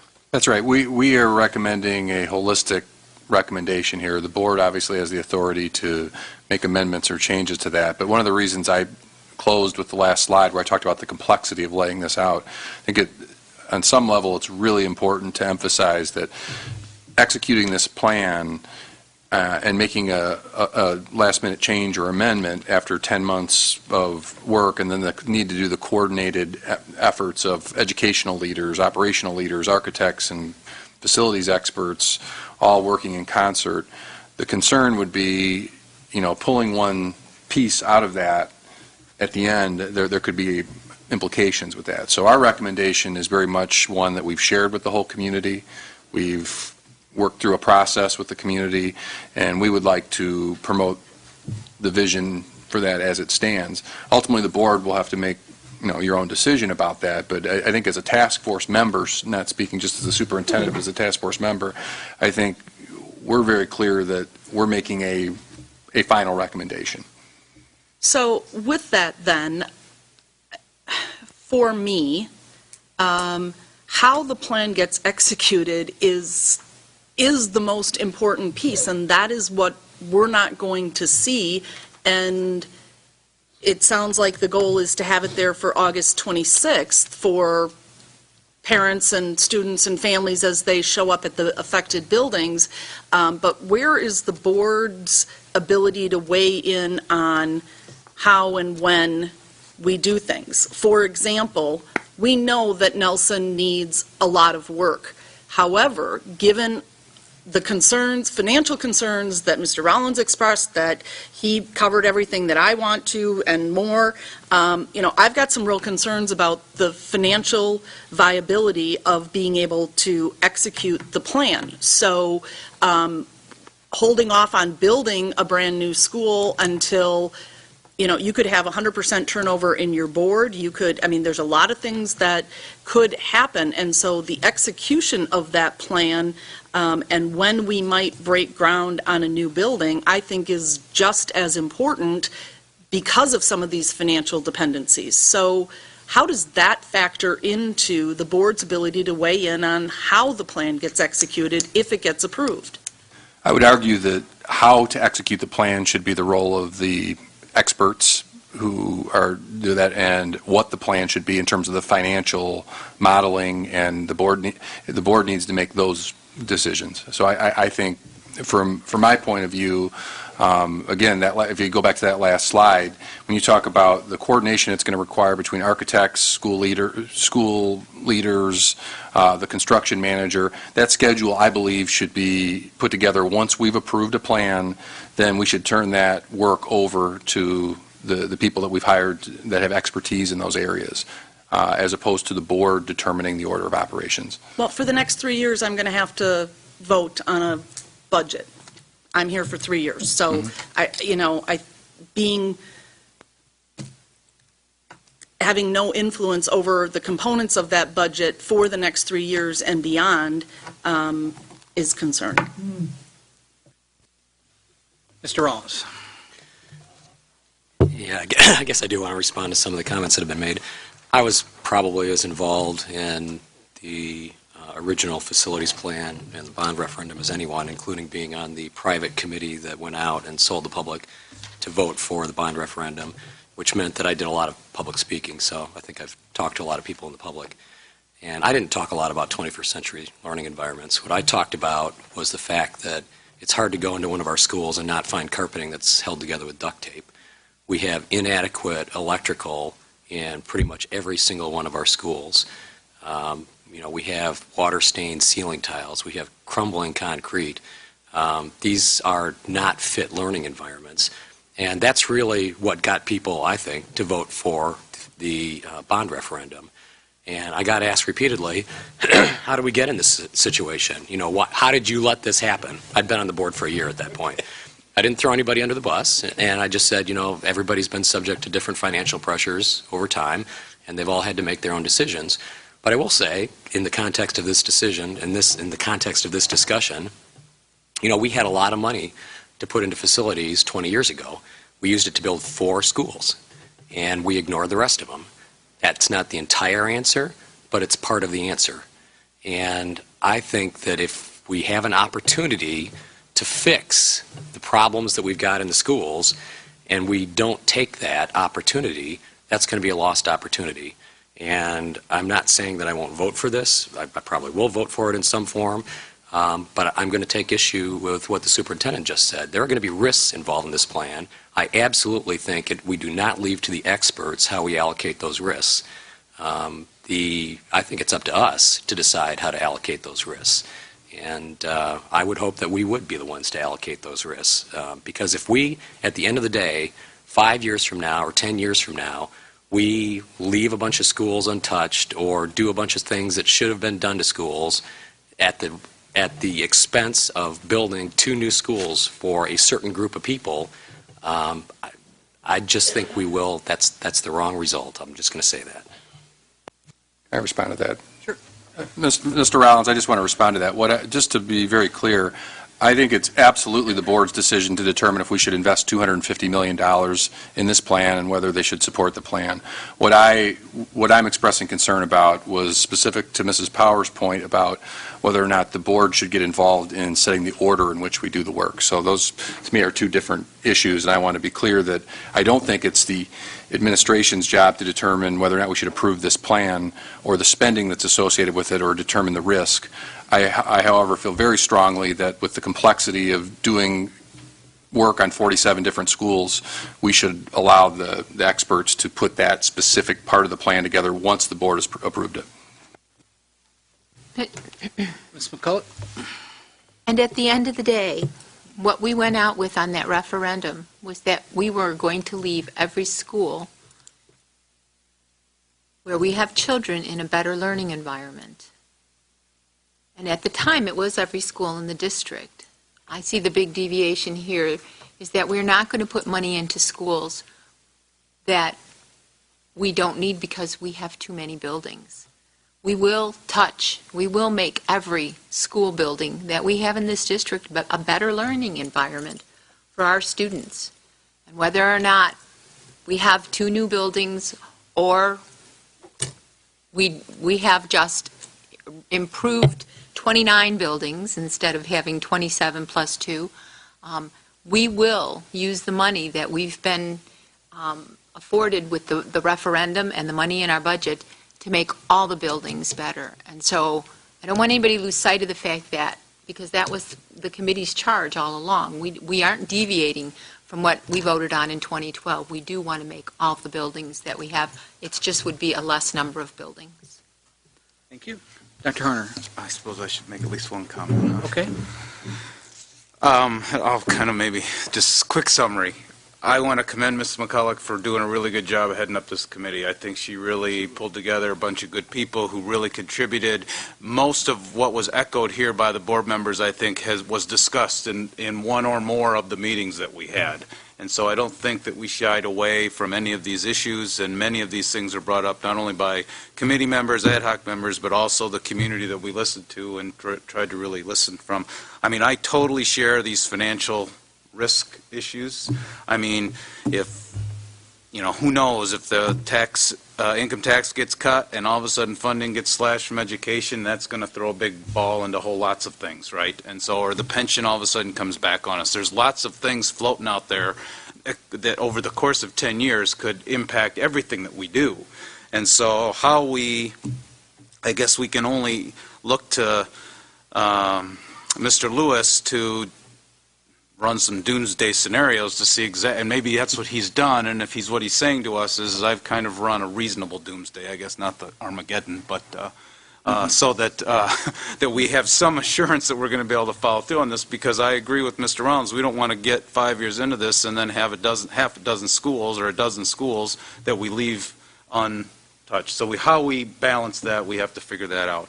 But I think the committee came to a really good place in the end, and some of these details we got to work out here over the next month. But so I want to thank Mrs. McCulloch for a great job. And I do too. Ms. Jackson? So we're going to put a question on the ballot, and we're going to we're going to ask voters if we should build 1 or more new schools, correct? Right. Okay. And so is there a plan, is there a backup for a no? Do we revert back to this or plan A, B, C?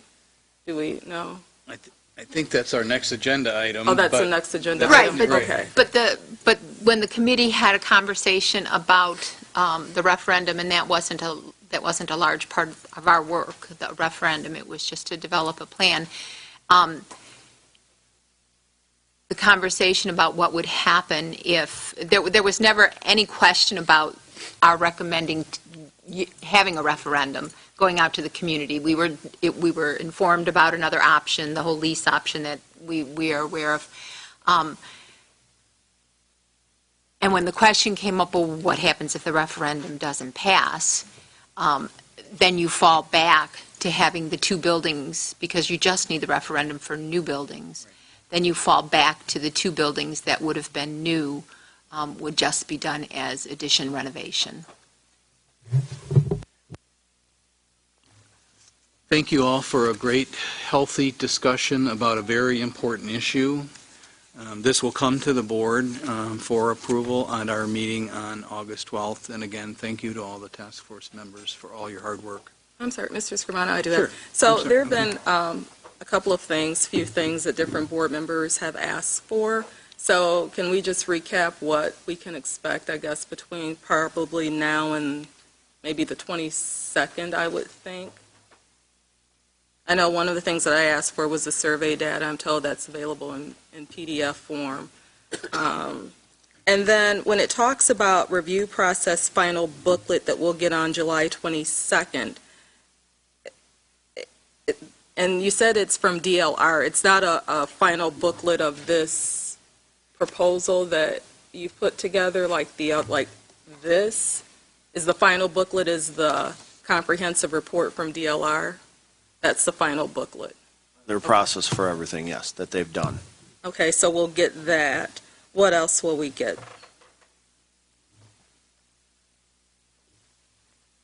You've received about 11 attached documents. I know Mr. Rollins specifically requested a map that has the information on there, but I guess just anything that is missing from the 11 documents that were submitted today that you feel would be helpful in making a decision, please make that. If it exists, we'll do what we can to make sure we include that for the 8th. Okay, the 12th, yeah.